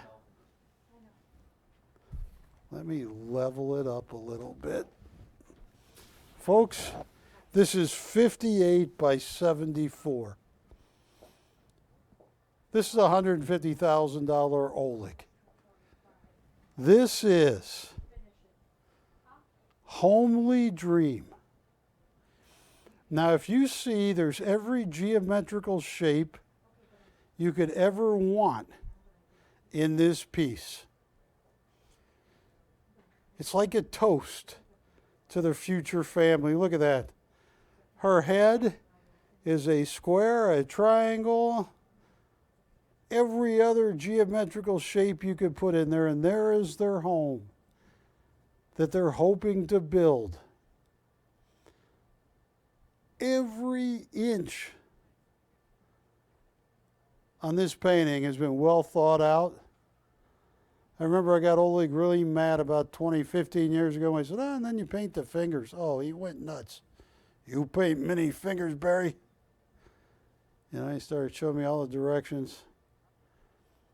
This is 58 inches, would be 4 feet, 48, 410 by 74. 72 is 6 feet.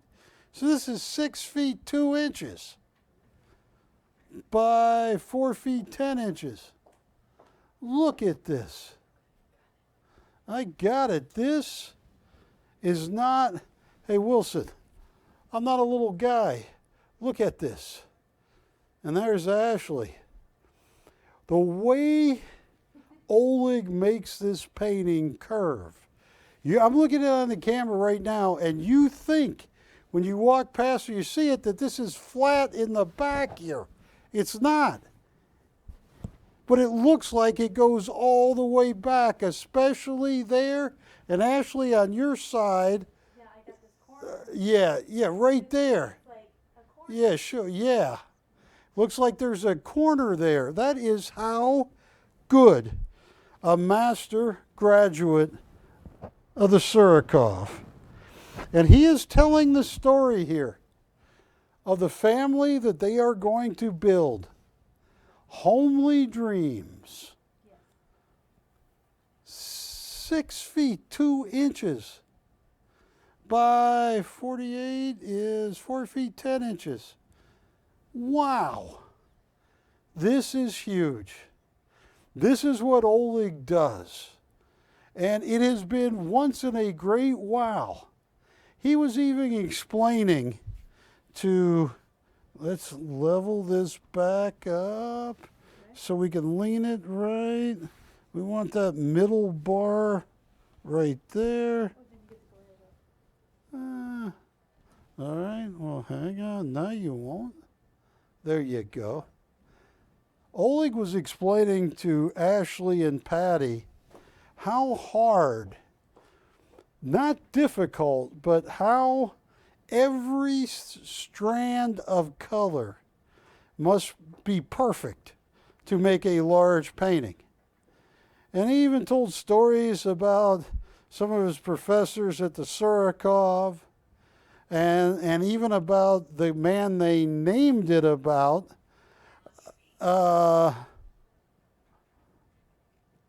Let's see, Vadik,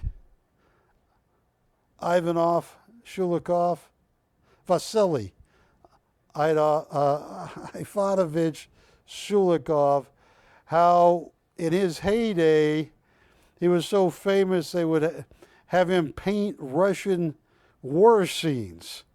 And he didn't like the idea, but they'd actually get all these peasants and pay them to play dead soldiers. I'm not talking about Oleg, I'm talking about the original man, Surikov. This is $150,000 Oleg. I don't know why you got 60. This is $150,000. Adrian, retail should be $150 on this. The smaller ones are $60. This is $150,000. He has sold.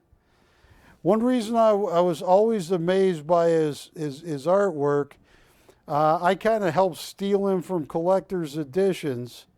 Prior to me getting him, he had sold 10 paintings himself. Each painting sold for over $100,000. That's how good Oleg is.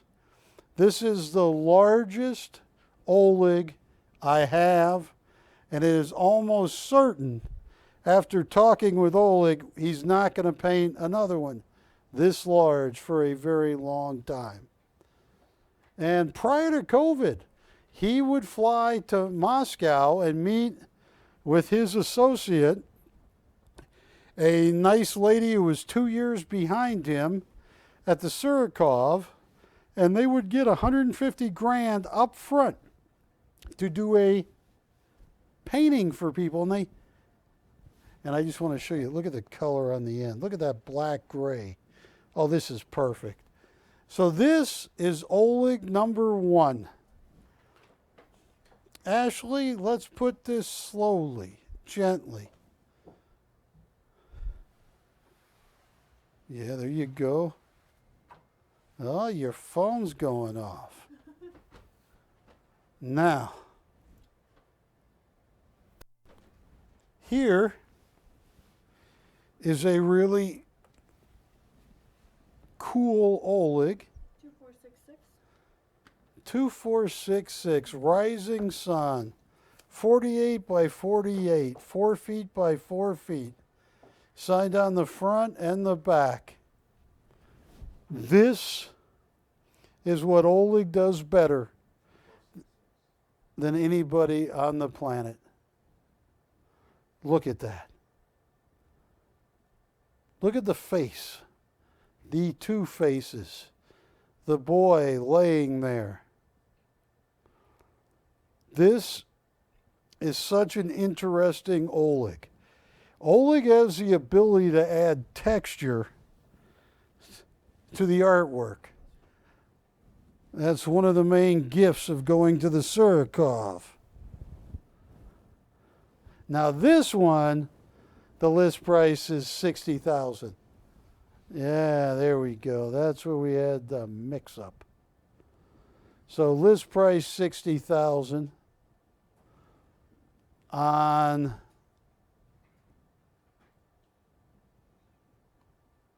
Rising Sun. Folks, if there's any way you can afford to get an Oleg, please consider it right now. Ashley? Yes, sir. We're going to put this one right back where we had it. Not because of you, but because of me. I've been known to knock things over. Sometimes my manual dexterity. Damn, I'm getting ugly. Wilson, have you noticed this? I'm getting all ugly and old. You want to go to the portrait?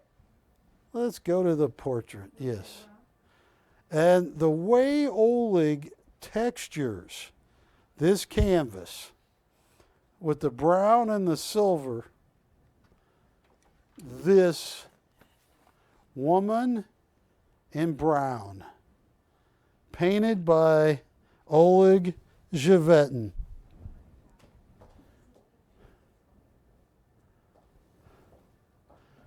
This is, list price is about $85,000 on this one. Now, what he has done, you got to go to the Surikov in Moscow to create such depth, to create every hair replicated on the painting of every hair in her head. Look at that. And the shadows. This is one of the most interesting Olegs I've seen him paint. Golden Lady. No, is this woman in brown or golden lady?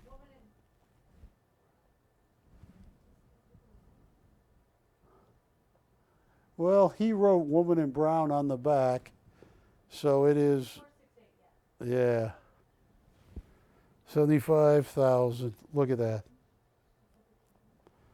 Now, folks,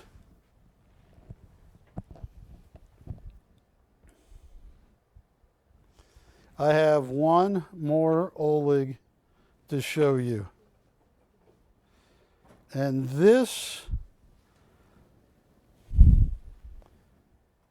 all right, can you take this one down, because a lot can go wrong showing this one.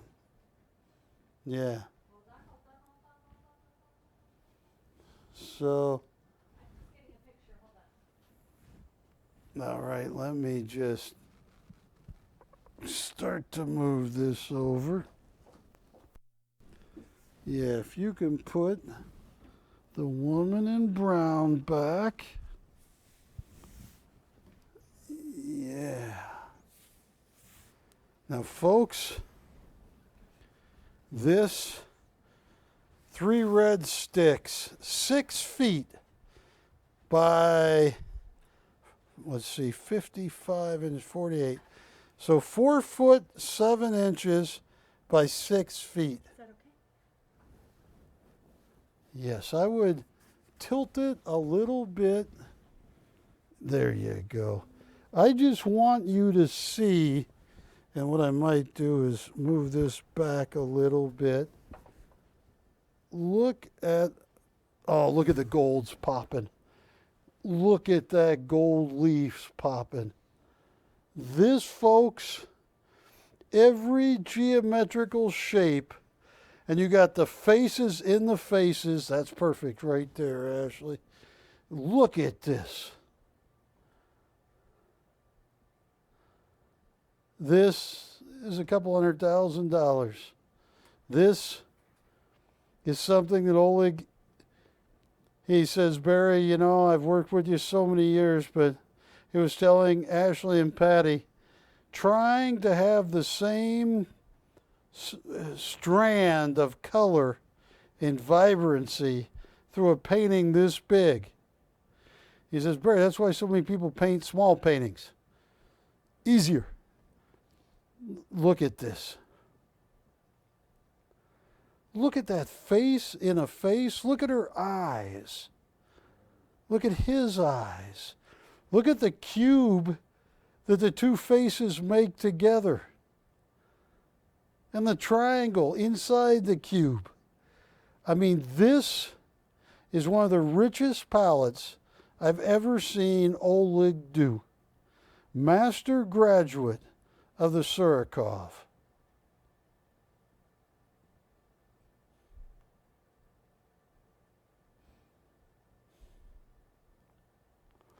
Look at that. So I'll tell you what, Ashley, let's just back this one up a little bit right there. Okay, folks. Let's work some deals.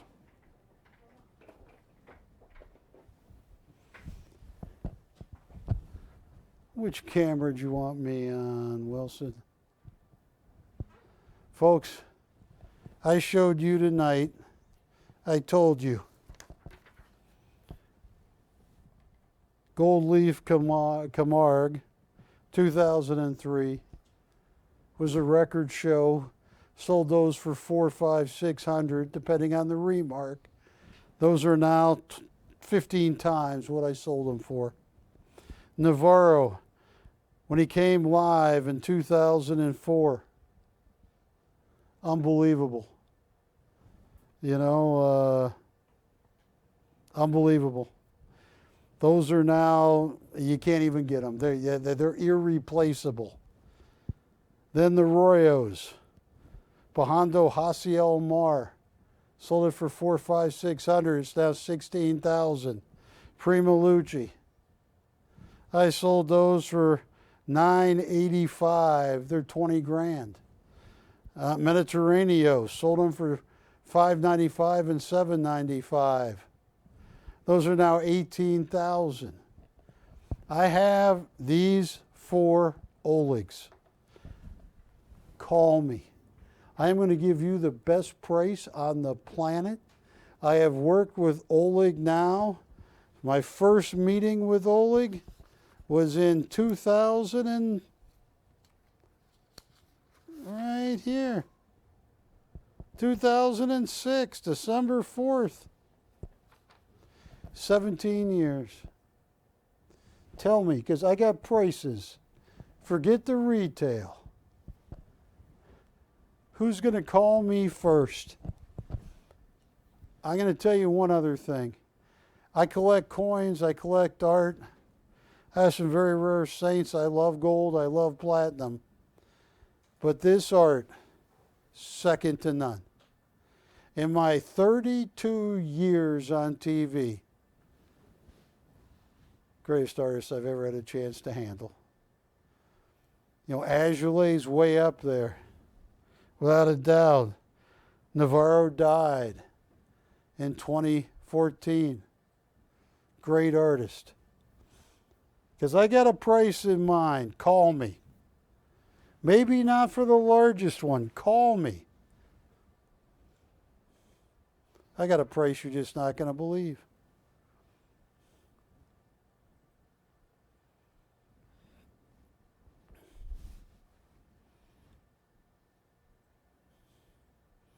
Actually, I'm going to give rock bottom prices on all 4 of them. If you call me up, I'm going to write it down right now. Let me just get a pad of paper from you. Just.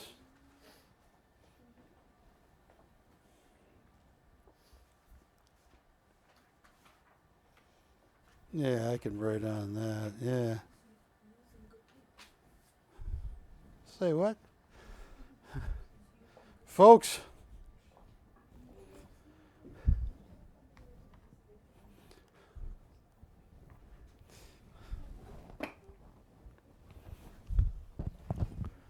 I can't guarantee anything, but I can tell you all that I know, using all the knowledge at my command. If you're going to buy a piece of art, I can sell you an Oleg cheaper than anybody on the planet. It's because I have developed quite a relationship with Oleg in 17 years. 10 years ago, we got the pull-up contest in Santa Monica in a park. Yeah, we called it a draw at the end. Technically, he should have won because he was smoking. But dollar for dollar, I think you're going to clean up. I got prices. Call me. Tell me which one you want. I will make you a deal you cannot believe. Oh, on that 3 red sticks, I got a price. Who are some of our big Oleg collectors? Has Mr. W bought anything? Has anybody? I got a price. I'll tell you what.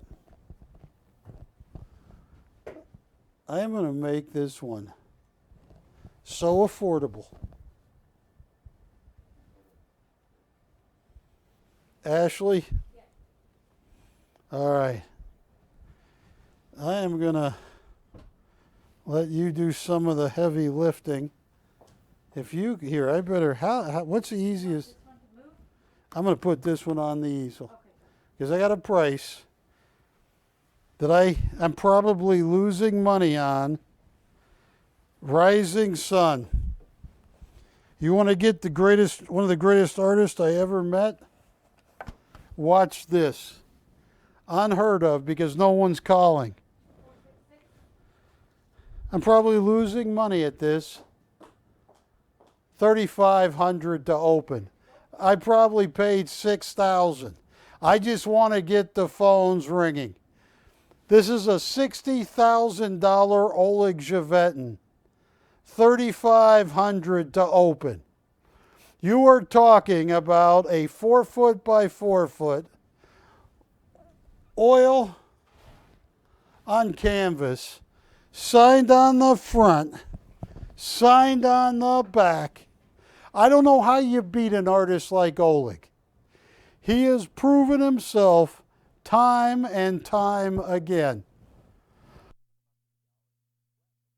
Beat that. I don't know how you find a master graduate of the toughest art school on the planet. And I price that because it's so quiet. I just wanted to get the phones ringing. I probably paid $6-7 grand for this. I just want to get the phones ringing.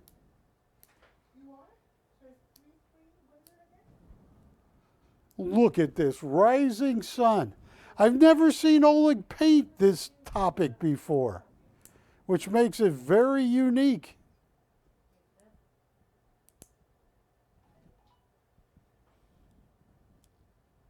Juliet? Okay, let me check. The one, woman in brown? Oh, the purple one. Which one? Woman in brown. I'll tell you what.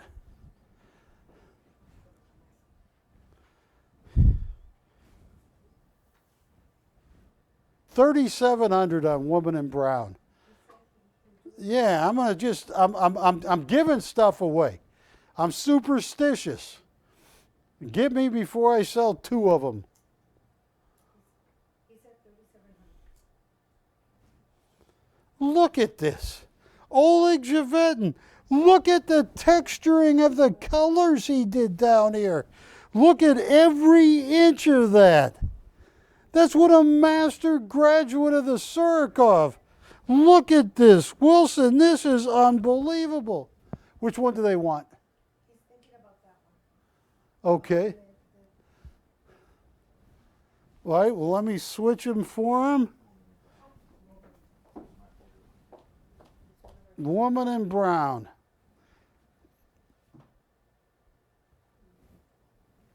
Can I get you, start getting your register at least? Thank you. I need to, actually, you're doing it right now. You probably have a little bit.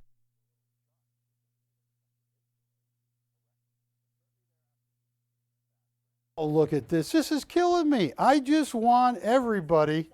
I'm only on one night a week here at PrimeTime. At $3,700, that's a deal of a lifetime, Juliet. Do they want it?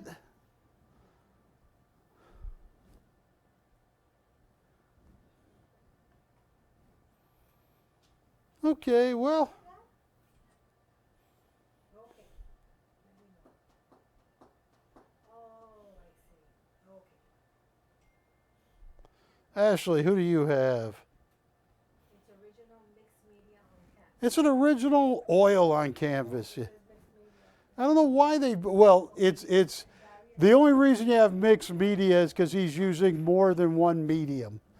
Yeah, no, it's an original oil. It could be oil and acrylic. That's the only reason. Oh, look how high off this comes. This is unbelievable.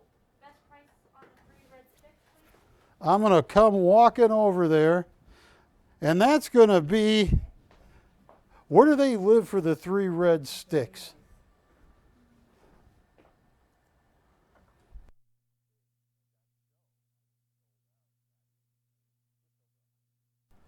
Oh, Juliana, that's so cheap. What do they say? Okay. He has the delay. It's what? He has the delay, so. Oh, okay. You got a delay. Okay.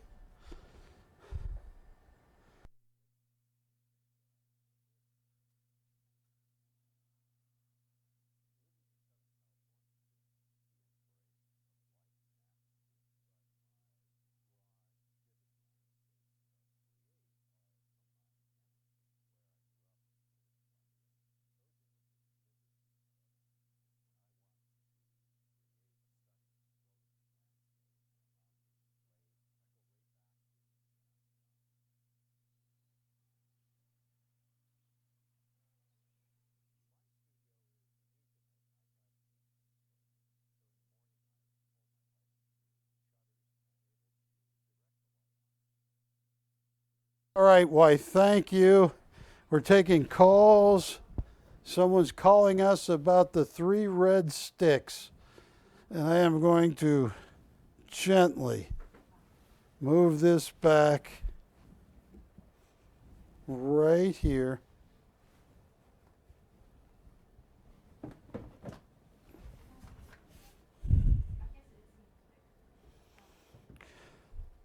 Folks, it is once in a while. No, that didn't sell.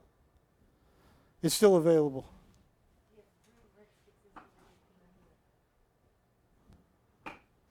Which one? Here, let me. Which one do they want, Ashley? 72 by 55. Huge. But the Homely Dreams does sit the other way at 58 by 40. Look at this. Folks, This is how big it is. 3 red sticks, 6 feet by 4 feet, 7 inches. I used to be 6'2". I'm shrinking. Whoever gets this, either of these 2 big ones, you're getting the deal of a lifetime. Every inch of this is the best that Oleg Glover has ever done. And I doubt I will ever have a large one like this. I had one large one about 12 years ago called the 3 Graces, or 2 of the 3 Graces.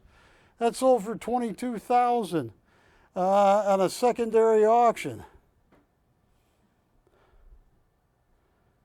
What does he say? Hang on, I'm walking over to Ashley.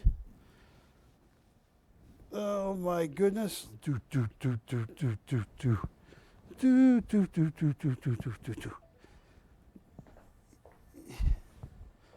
Hang on, folks. Yeah.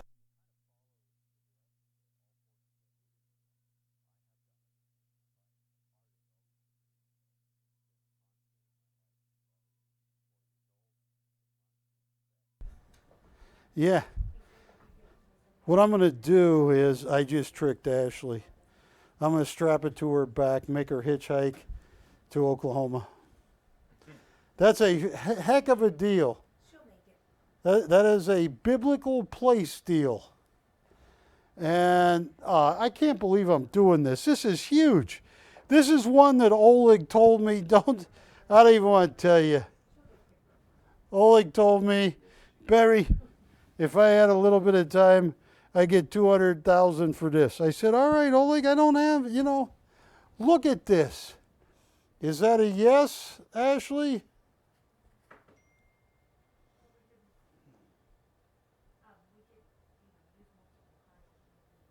I will ship it for, yes, I'll get it to him.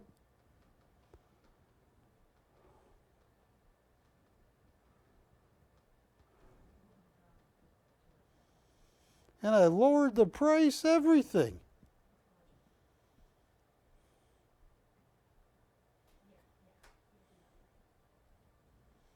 Oh, this is too cheap. What am I doing? Look at that face in a face. Everything Oleg Glover is known for. This is one of the greatest paintings I've ever had by Oleg. Ever. In 17 years of doing business. Look how cool this is. Matt, look at this. Look at the balance to it. Yeah, I'm running all over the place. Oh, Ashley. Does he want it? Because I want it now. Does he want it?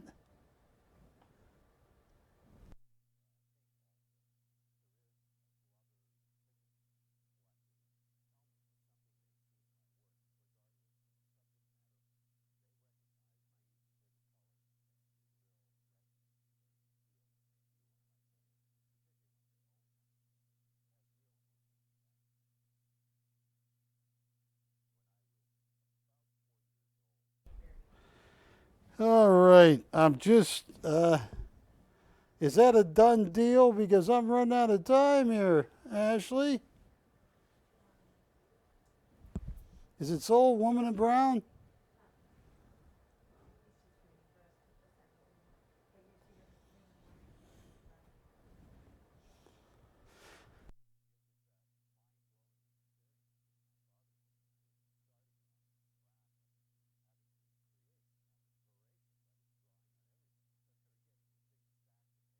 What does he say? I'm off. I'm off now.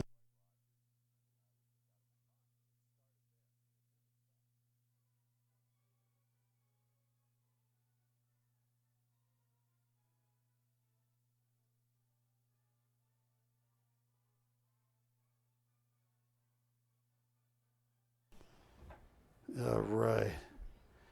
There is Woman in Brown again. the textured hair, everything. That's a very cool piece by Oleg Glover.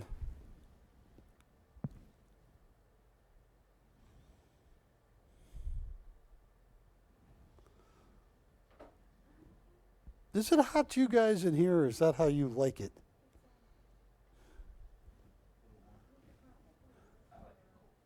I do too.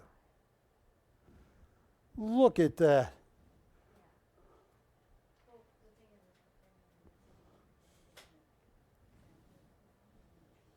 Woman in brown. Huge, beautiful. And look at the detail here. Wilson, look at the detail. I love how he raised his signature in raised goldish color paint there. He signed it. Look at that. He raised his signature there. Then he wrote his signature on the back. This is cool. Is that a done deal, Ashley?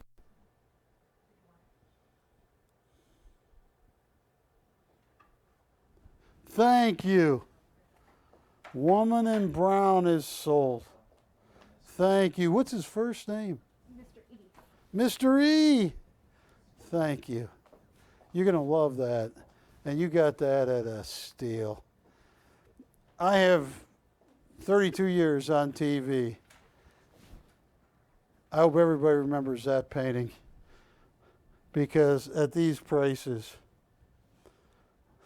this one right here,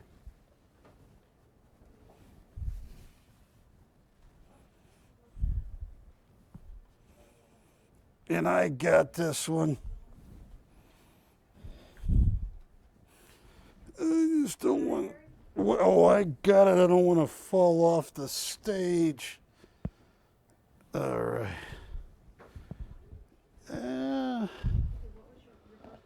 Hey, Matt, can you move this easel just a little bit back, or I'm going to, how do I get this so they can see this whole painting? How would you do it? Oh, like you haven't been on camera before. Oh, there we go. Now, Wilson, should I move it back? What should I do? Because it's looking darker than it is. Hang on, what if we move the easel back a little bit? Yeah. There you go. Now, watch this. Now move it over here. Yes. Okay. You sure it's not going to fall down? This, oh, let me get out of the way of the light. Let me, look at this, look at this. An offer for the Rising Sun for $2,500.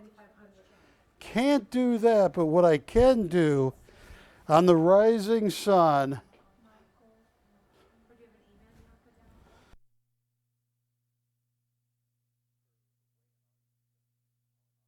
customer. I've known him. He has bought from me for so many years. I'll tell you what, Michael, I can't do that, but I'll tell you what I can do, and this is for Michael. Michael only. I got to whisper it or I'll get in trouble. Probably paid more for it, Michael, than that. I'm probably subsidizing your purchase, but it is an amazing Oleg. What do you say? Nope. Well, I thank him anyway. Take a look at this.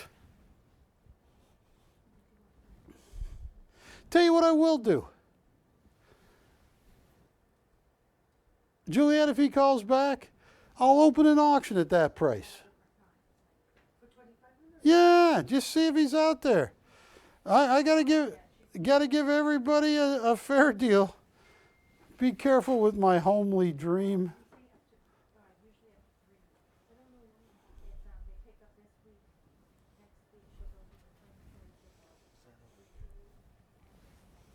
Oh, this is stunning.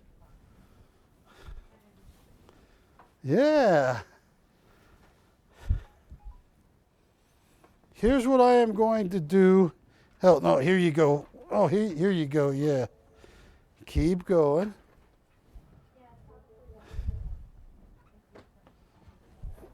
Here you go.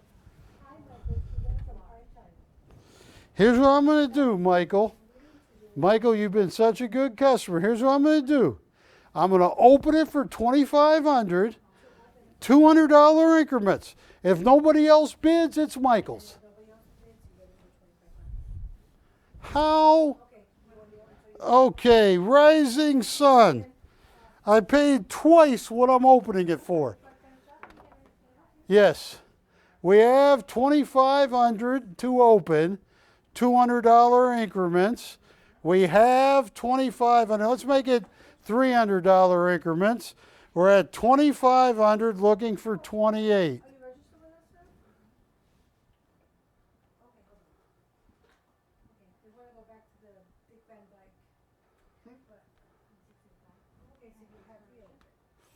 So Michael's got the open.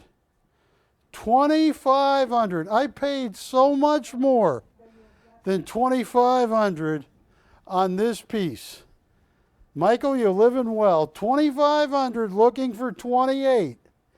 I can't buy an Oleg Javetin for $2,500. Nobody can.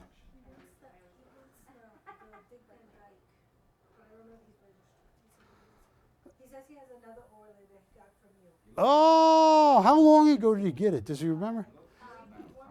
$2,500 going once. And if anybody's watching, I paid a lot more than $2,500 for this. But Michael has been a customer of mine for a long time, and I thank he always gives me great Facebook feedback. $2,500 going twice. This is one of those moments where you regret it, but he's a good customer. All in. Are there lines that are open? You can tell if someone's trying to call in, right? $2,500 going twice, all in, all said, done. You got it. I lost a fortune on that, but he is a nice customer. He has watched me for so long. This is sold. Now, I am down to 2.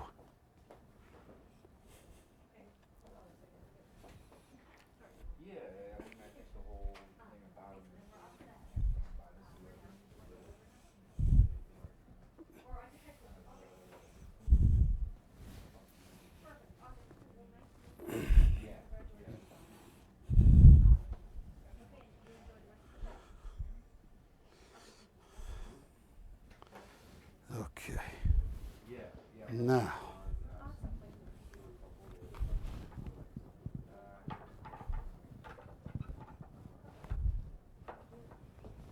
Hey, Ashley, can you grab the back leg of that easel? Yeah.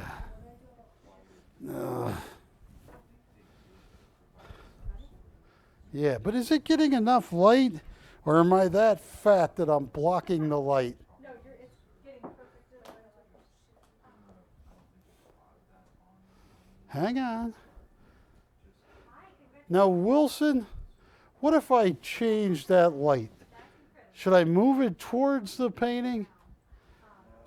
Because like in Poltergeist, they say walk to the light.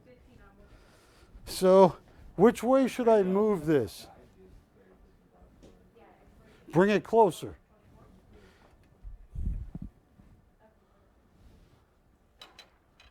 That looks better.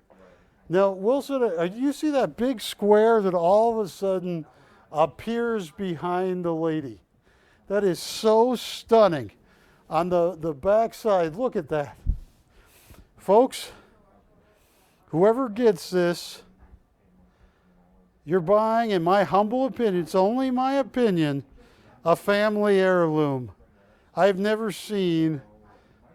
I am going to just walk out of the way This could change somebody's life in a very good way. Oleg has sold paintings for over 200,000. And you don't know, he's a very... Mike and Diane say thank you. They love you. Love, love, love you. Well, thank you, Mike and Diane. Thank you. I'm glad you got that. Which, am I on that camera? Yeah. Mike and Diane, I'm so glad you got that painting. Thank you. I love his... on Facebook every now and then. Thank you. You got a great deal. I actually paid more, but that doesn't worry about that. Look at this, folks. No, I mean, I mean, it's great customer. Look at this picture. Folks, this will become a family heirloom. This is as good as it gets. And Oleg would argue with me if I said list under, he'd go, oh, Barry, I sell many paintings like this, not me gallery, 250,000. Why you make my art cheap? And Oleg, I just go off of sales and stuff I've seen. This is 6 feet 2 inches large by 4 feet 7 inches. This is as good as it gets. And I am going to write a price down. That, unbelievable. Look at that. Wilson, are you amazed working the camera how it becomes three-dimensional? You're looking at it and you see this whole cube form, and then you look at the painting and go, where'd that come from? I'm sitting here looking at the painting. I got to look at it twice because on camera I'm seeing an entire huge cube. This is what Oleg does better than anybody on the planet. Oh. I got a price.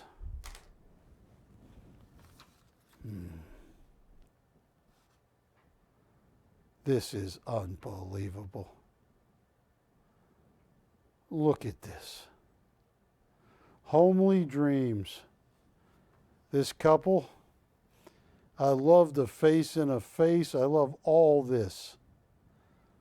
This is what Oleg does better than anybody else.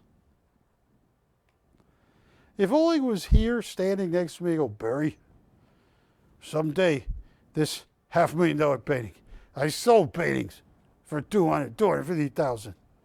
Why you sell my art cheap? I don't sell your art cheap. I sell to people. I've been doing it for 32 years. I'm going to give people a price on this that if they say no, I know I have done everything I possibly can. This will be an estate piece, Wilson. This will become, someday, this will be in a museum. You watch. I'll tell you what I'm going to do, folks. Oh, my. This is what I'm thinking about doing, Matt. You can stop me if you think this is too cheap. You know what I paid for this. Is that too cheap? Matt's, should I worry when camera 2, when Matt makes a... I go like... No. All right. I hope you're out there. Oh, this is as good as it gets. Look at this painting. Oh, this is too cheap. $7,500 to open. Look, I don't know what tomorrow's going to bring, but I agree with Oleg. That's a $200,000 Oleg. That should be in a museum. You know, one of his paintings hangs in the Surikov.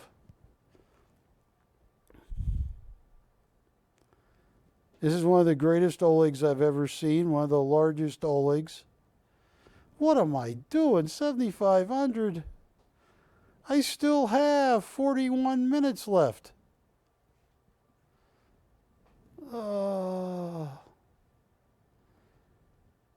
Do they get a sense of how big that is, or is it hard to show that, Wilson?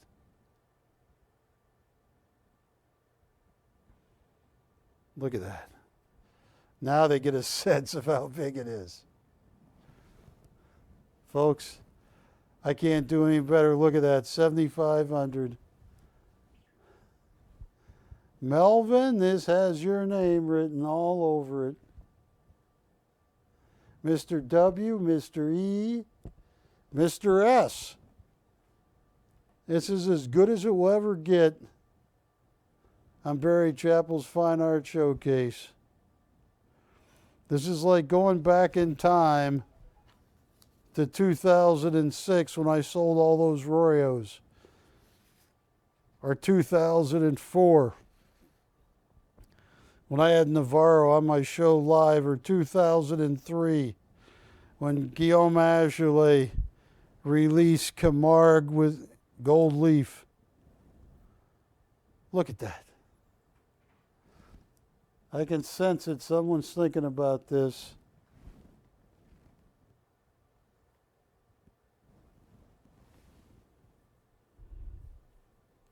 Hey, did Gary ever call you about those 2 coins? No.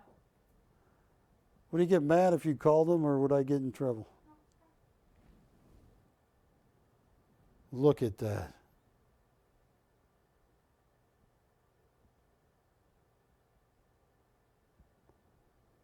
Well, I had it up there. And right behind me are the 3 red sticks.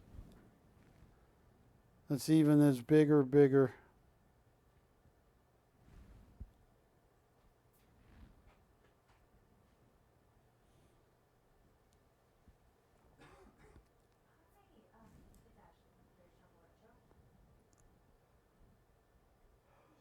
Oh. They just heard you say that on the TV. Oh, well, I just want him to get one of these 2 coins, or both of them. Gary get mad at me if I have to call him? I said no. All right, well, I am going to move this one. I'm going to take Oleg's advice and buy a bigger house.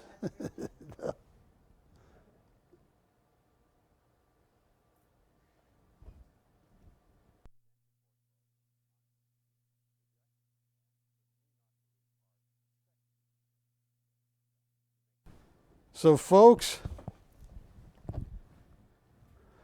7,500.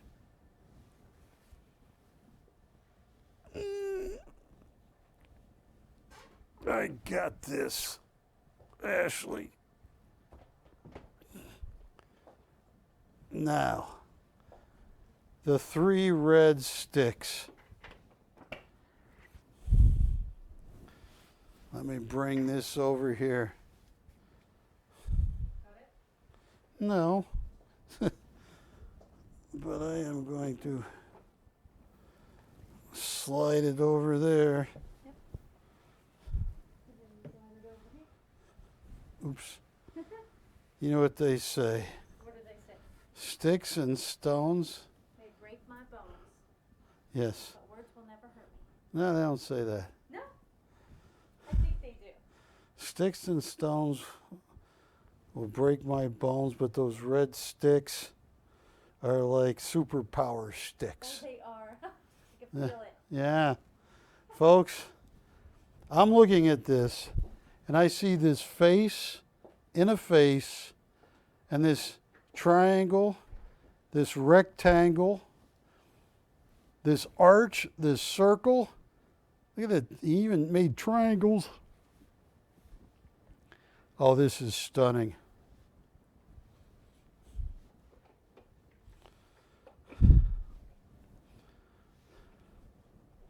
I only have 2 Olegs left, the 2 largest.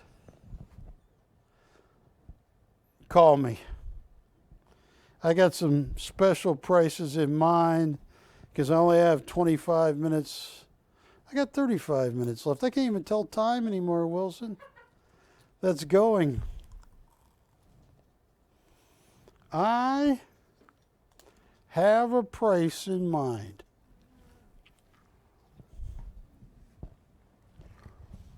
Call me.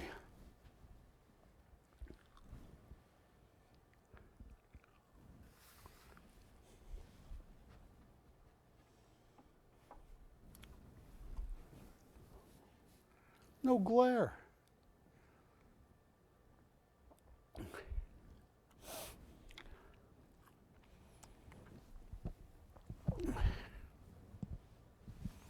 Ashley, who else? I had them both up at 7,500, which is too cheap. I'm going to lower the price, Ashley, on either of them.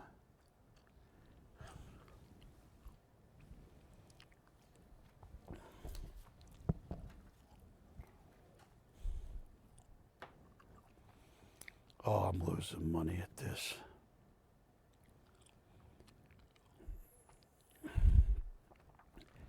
Please do not say this out loud.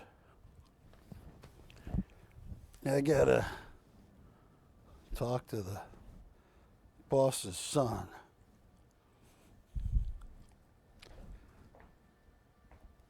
Two questions. If I offer them at this, A, will they be gobbled up quickly? Two, is it too cheap? Oh! That answers that. Is this too cheap? Will I get in trouble? Oh, too cheap. Too cheap? Too cheap. Oh. Tell you what I'm going to do. Either of these two paintings, I have written down a price way too cheap. Lower than 7,500. Much lower. You got to call to get the price. Call me now. Either of these two paintings will work something out on the shipping. Yeah.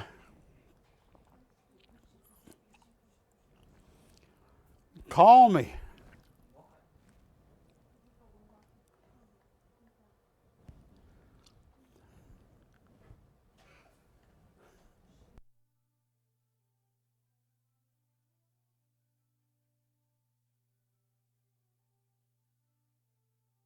Oh, Matt's yelling at me.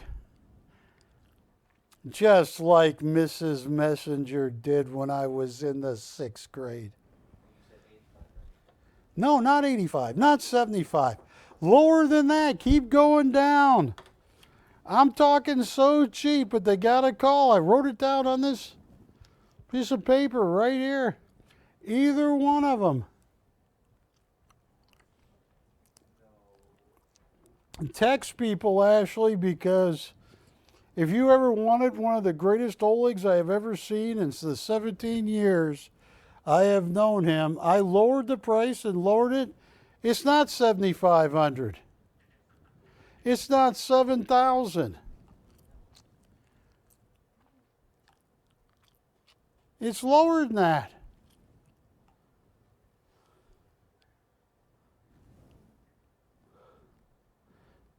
It's not 68. It's not 65.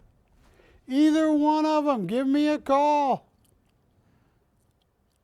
This is too cheap.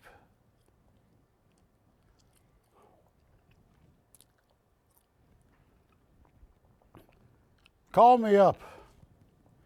So I might even auction one of them. But I need to hear from you folks.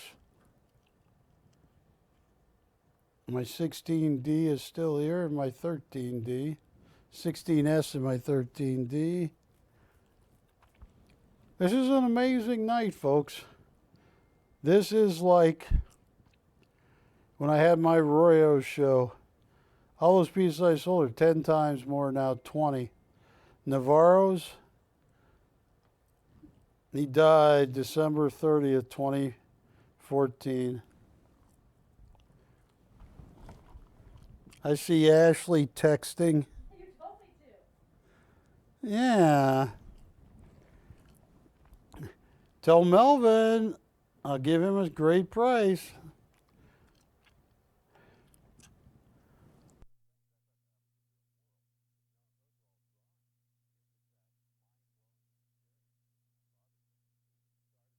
Letter S. Oh, this would be a sweetheart deal.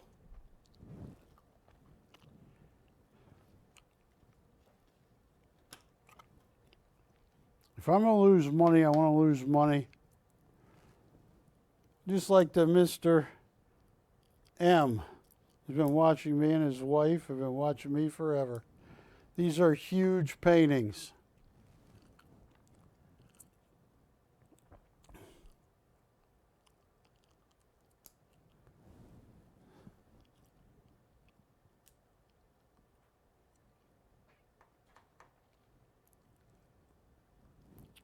Here's what I'm going to do.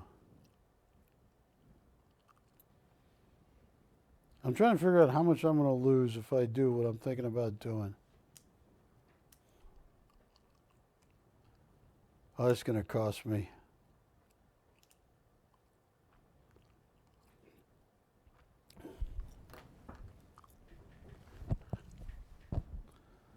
One of the largest Olegs I've ever had. This is stunning, unbelievable. BC 2469. Anybody contacting you, Ashley? Because I'm getting ready to make an offer I probably shouldn't.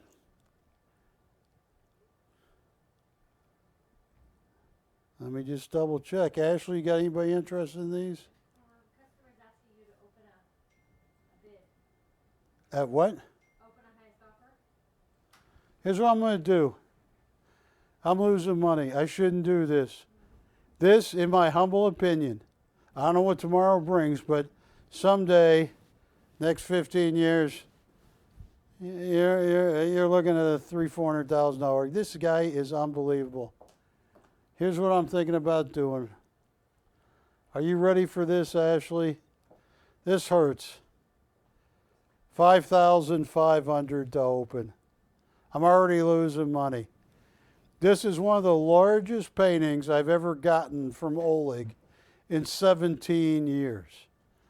$5,500 to open on the 3 red sticks. It's remarkable. That's unbelievable. What do they say? The customer unfortunately just went and measured his wall. Did what? He went and measured his wall. He went and measured his wall? Yeah, unfortunately they're too big for his house. Okay. You need a big wall for this.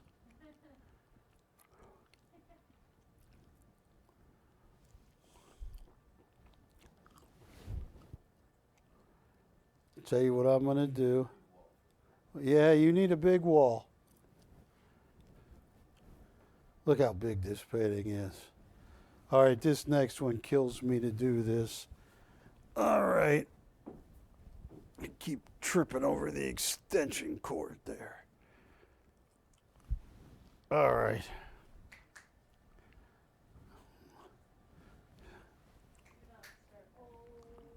This, folks, I'm going to make you guys a deal. Wilson, look at this little house they built together. Homely Dreams. I'm going to lose some serious money on this. You don't believe me. That's all right. I am. Here's what I'm going to do, Ashley.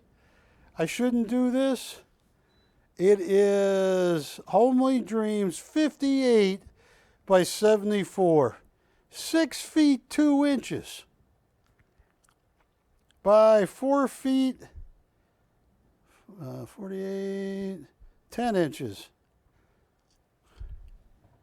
Look at this. I'm going to put this out there.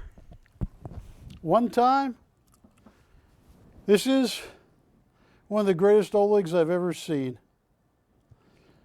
A really smart customer, dealer of mine, who sold me coins 32 years ago. Bob Hallam said, never compete with your customers. And I never have. Tell you what, I'm going to give you a price that I'm probably losing money on. You're either going to own it or I'm going to own it for a long time. Look at the perfect cube. It looks so much bigger than it is. I'm looking at it on TV and it's going, my God, that's going back 4 feet. Then I look at the painting and go, that's just the painting. Does that happen to you, Wilson, when you're looking at it in the monitor? All right, good luck, folks. Best I can do. Probably losing money. Gonna have to work out shipping with somebody who ever buys it. Ashley, $5,000 to open. That's bottom, bottom, bottom. I'll keep this for 20 years. I probably paid far more. This is one of the greatest 3-4 Olegs I've ever seen. He nailed this piece. You got a $180,000 Oleg here. You have everything you could ever want in the greatest artist, master graduate of the Surakov in Moscow.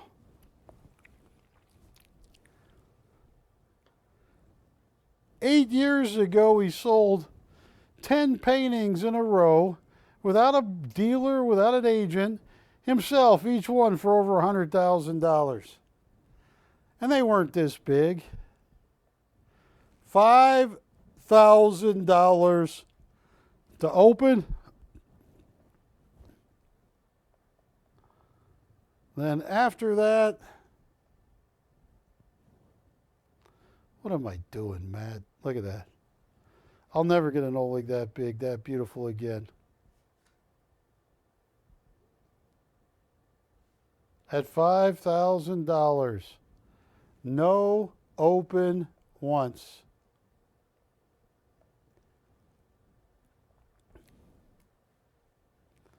No open twice. Oh, that is gorgeous. I can't believe what I'm doing here. Is that a customer?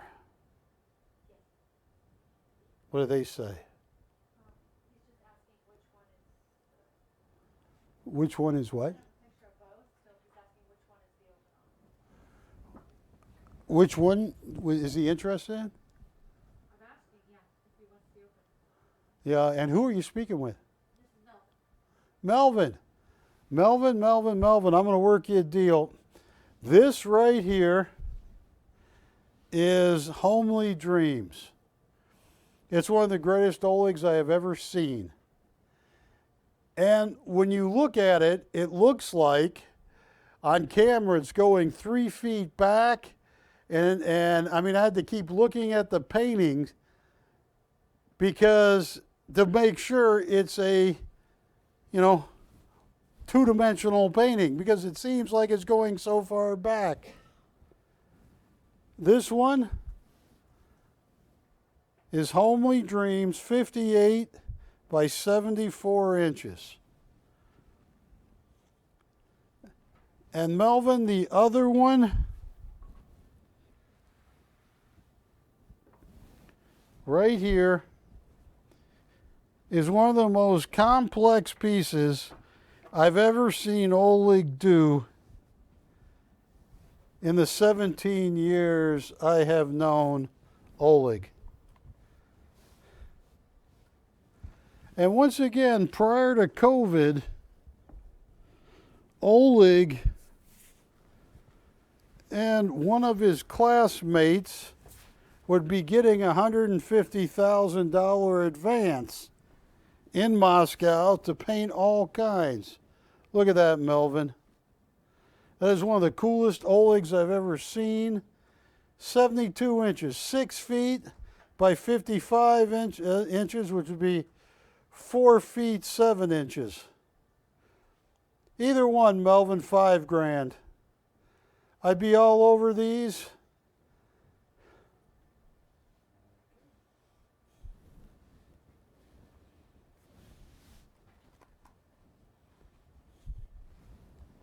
And Ashley,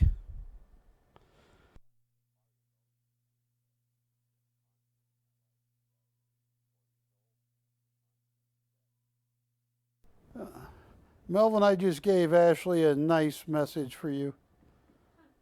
So, those are the two. I am down to 21 minutes. You're looking at one of the greatest artists I have ever met.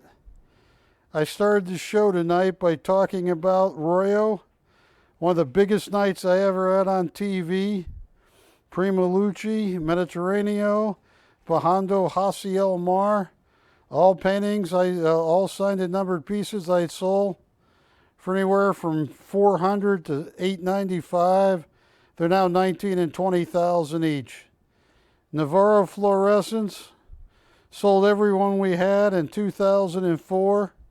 Those are now unattainable. Azoulay Camargue Gold Leaf 2003 with a remark. I sold those for $695. Those are now $21,000 online. Oleg, those are baby steps compared to where Oleg is going.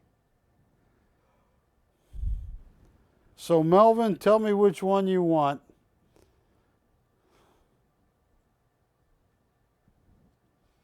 And then I got to move on to some rare coins. I can sense it. I've been talking to Melvin, but anybody, either of these two paintings, $5,000. Call me quickly. This is the last time you're ever going to see them. These are so rare, and I've done an awful job showing a great artist.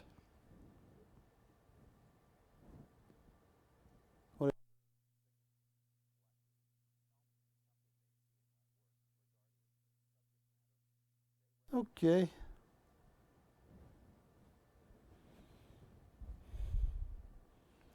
Well, folks, I am going to move.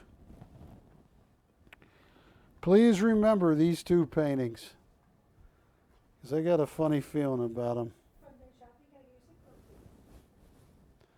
These are so cheap, I'm losing money. I really am. Credit card fees, everything.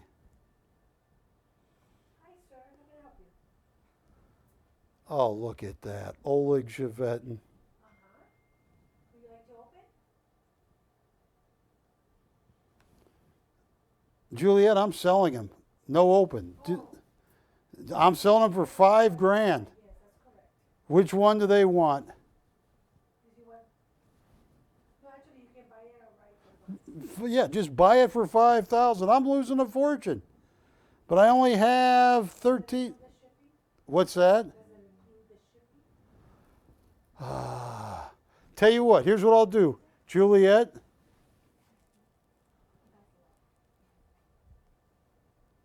Yes. If he says yes right now, I was going to counter that. Is that sold? This is gone. Thank you. I just lost a fortune. And where do they live, Juliet? They are in Texas. Which part? Texas. I know, but what city? It's Pottsboro. How far? What's the nearest big town? What is the nearest big town for me? I used to live in Denton, Texas. Sherman. Sherman, yeah. Well, tell him that that's going to be strapped to Ashley's back. She's going to hitchhike that to you. Congratulations, Dallas. Now here is the last large Oleg. Homely Dream. The absolute last one I have. 6 feet 2 inches. And I can't believe I lowered these so cheap. This becomes 4-dimension. Melvin, I'm telling you that you want this, but whoever wants this, who is it? Oh, Melvin, I'll tell you what. Only for Melvin if you can come up $500. And I'll tell you, Melvin, I'm losing my behind on this tonight. This is a $200,000 painting. You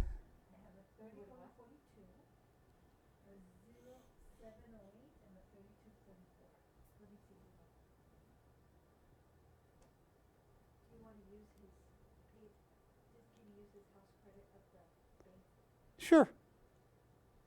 Yeah, because I got plans for that Banksy. Sure.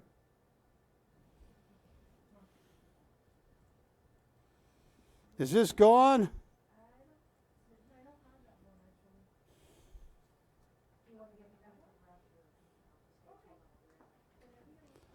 What am I doing? I'm selling these so cheap. Is that gone? Yes. Thank you, Melvin. Thank you, Sherman, Texas.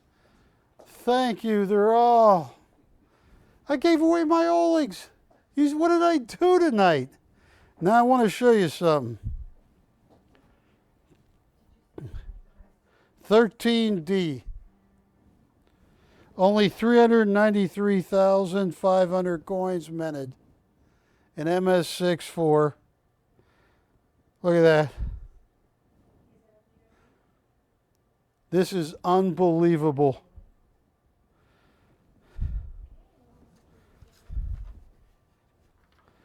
Here's what I can do. Oh, this is too cheap.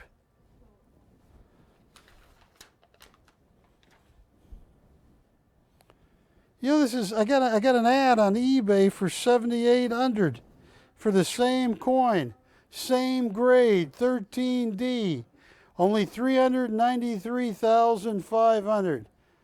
Wilson, you got the shakes right now. There we go. BC 2419.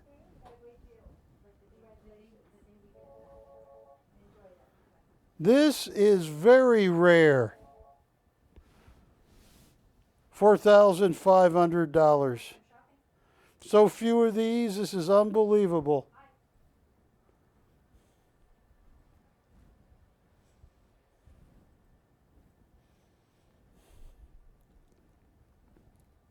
The roll of Morgan, roll of peace. Yeah. He's gonna show it right now. And also, before I show that real quick, here is a 1916S, an MS64 Plus, Wilson. And that Plus, there's only 37 coins ever attained the PCS grade of MS64 Plus. Out of 5,400 graded, only 37 have ever hit that lofty grade. The 16S, call me. Oh, we got it right there. Well, that's a 13D. Whatever we had, the 16S for, yes. Okay. Ashley, I have a roll of BU Morgan dollars here. There's some nice coins in this roll. How much? What would they like to buy, Ashley? Well, he wants to see him because you said early on that you're gonna show him and then you never showed him. He's right. Here's an 1880. Oh. 1885. Oh. Look at this. 81S. Look at that. That's a blazer. Look at this. Here's an 1885. Oh. Here is an 1896 P. It's a mixed date roll. I have 20 Morgan dollars here. 1900 P. Here is 1902. I need a loop. Oh, 1902 from New Orleans. Here is an 1880, 1898. Right there. Nice choice on coins. Oh, look at this. That's an S mint. And this is an 1883 Oh, 1883 New Orleans Mint. And that is an 1881. Oh, they're nice coins, folks.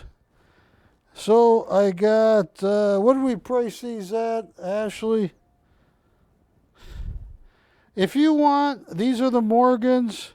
They're brilliant uncirculated, mixed states. Here is an 83. Oh, a little bit proof-like. Yeah. Look at that. Here is 1886 P from Philadelphia. Whenever you hear the word P, that means it was struck in the Philadelphia Mint. Another 1886 P.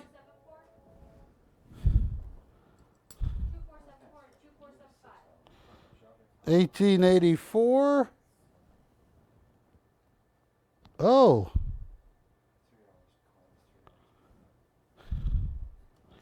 And here is 1880s. Ashley, what do we sell? A roll? I only have one roll of Morgans left. Oh, look at that. Look at that.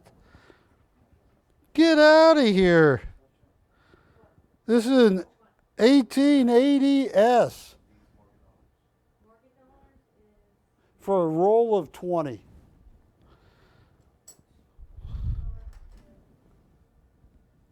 They don't have to buy 20. They can buy 10. They can...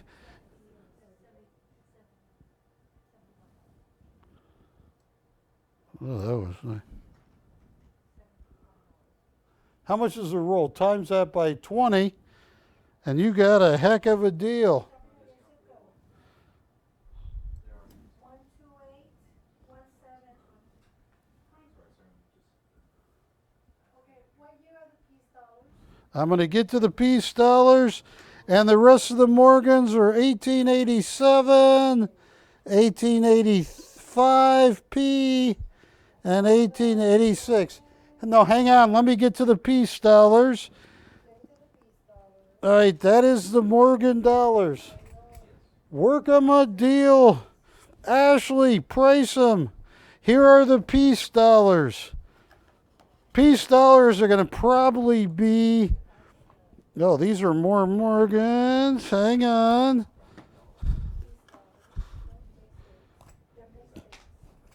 Yeah, peace dollars are going to be mainly 1922.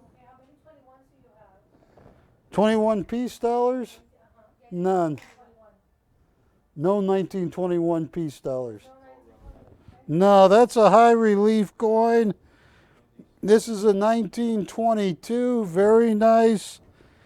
No, a 1921 high relief is many hundreds of dollars. Here's a 1922. These are all going to be 1922s, 1923s.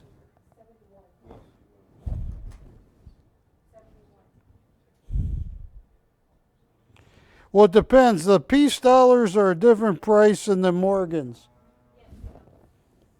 Matt, how many Morgans does he want? What are the years? The peace dollars are mainly 1922 and 1923s.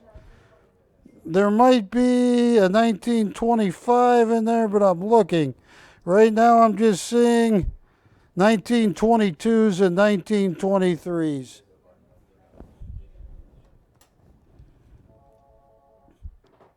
Another 22. And let me just save the rest of the time.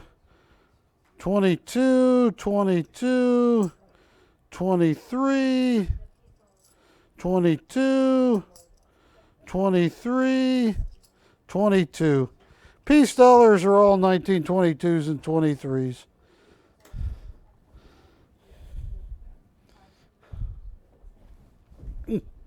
I almost tripped over that. All right, hang on. Let me find my paper. Okay. I just had it. Sold all of. Oh. Okay, folks. Here's the deal. On the Ashley, what have we been selling the Morgans and Peace for?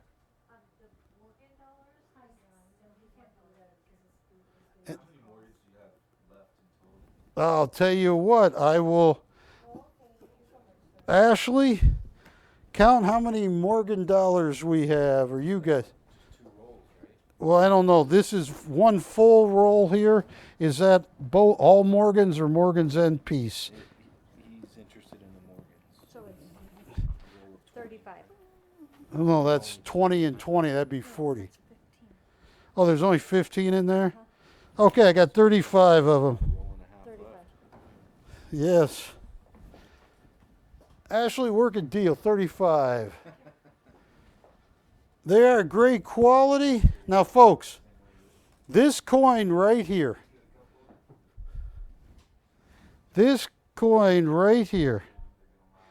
1913D. Look at this. Both PCGS and NGC combined, they have only graded, give me 1 second. I had it right here. Oh, right here. 6,970, 6,907 ever made it to MS64 versus 113,243 1924s.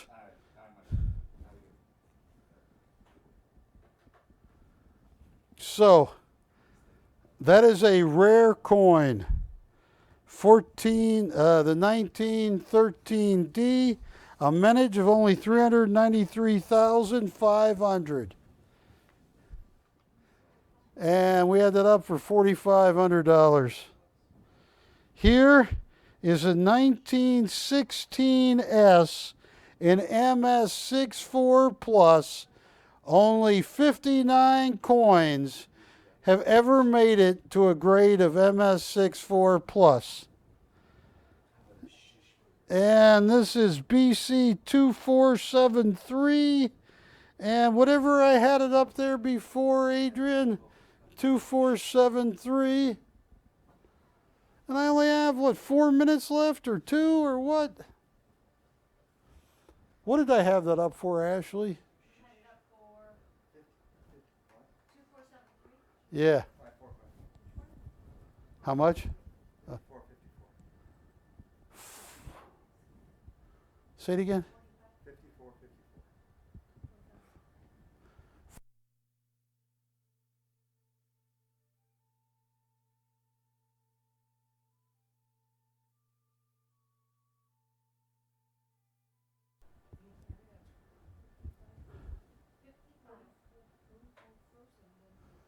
I think I had up for 45.55 or something. Call me. I'm going to be falling out of the sky. I thank you. You guys got deals of a lifetime on the Olegs. I am out of Olegs now. I sold those so cheap. No, I think on the 16S, it was $4,555. But I could be wrong. 45.55. And with that clock wrong because of all the time travel Matt and Jack has done, I only got 30 seconds. Folks, thank you very much. I got a big show coming up next week. I think I have an original Tarkay that I'm going to be bringing in. I got the whole pedigree now on it. That was hard to do, to get it, because someone had bought that in the 1980s. But I got that coming up. Hey, we love you. Buford, don't kick that dog. Wilson's mad. I'm mad. We're all mad at you, Buford. Don't kick that dog, Buford.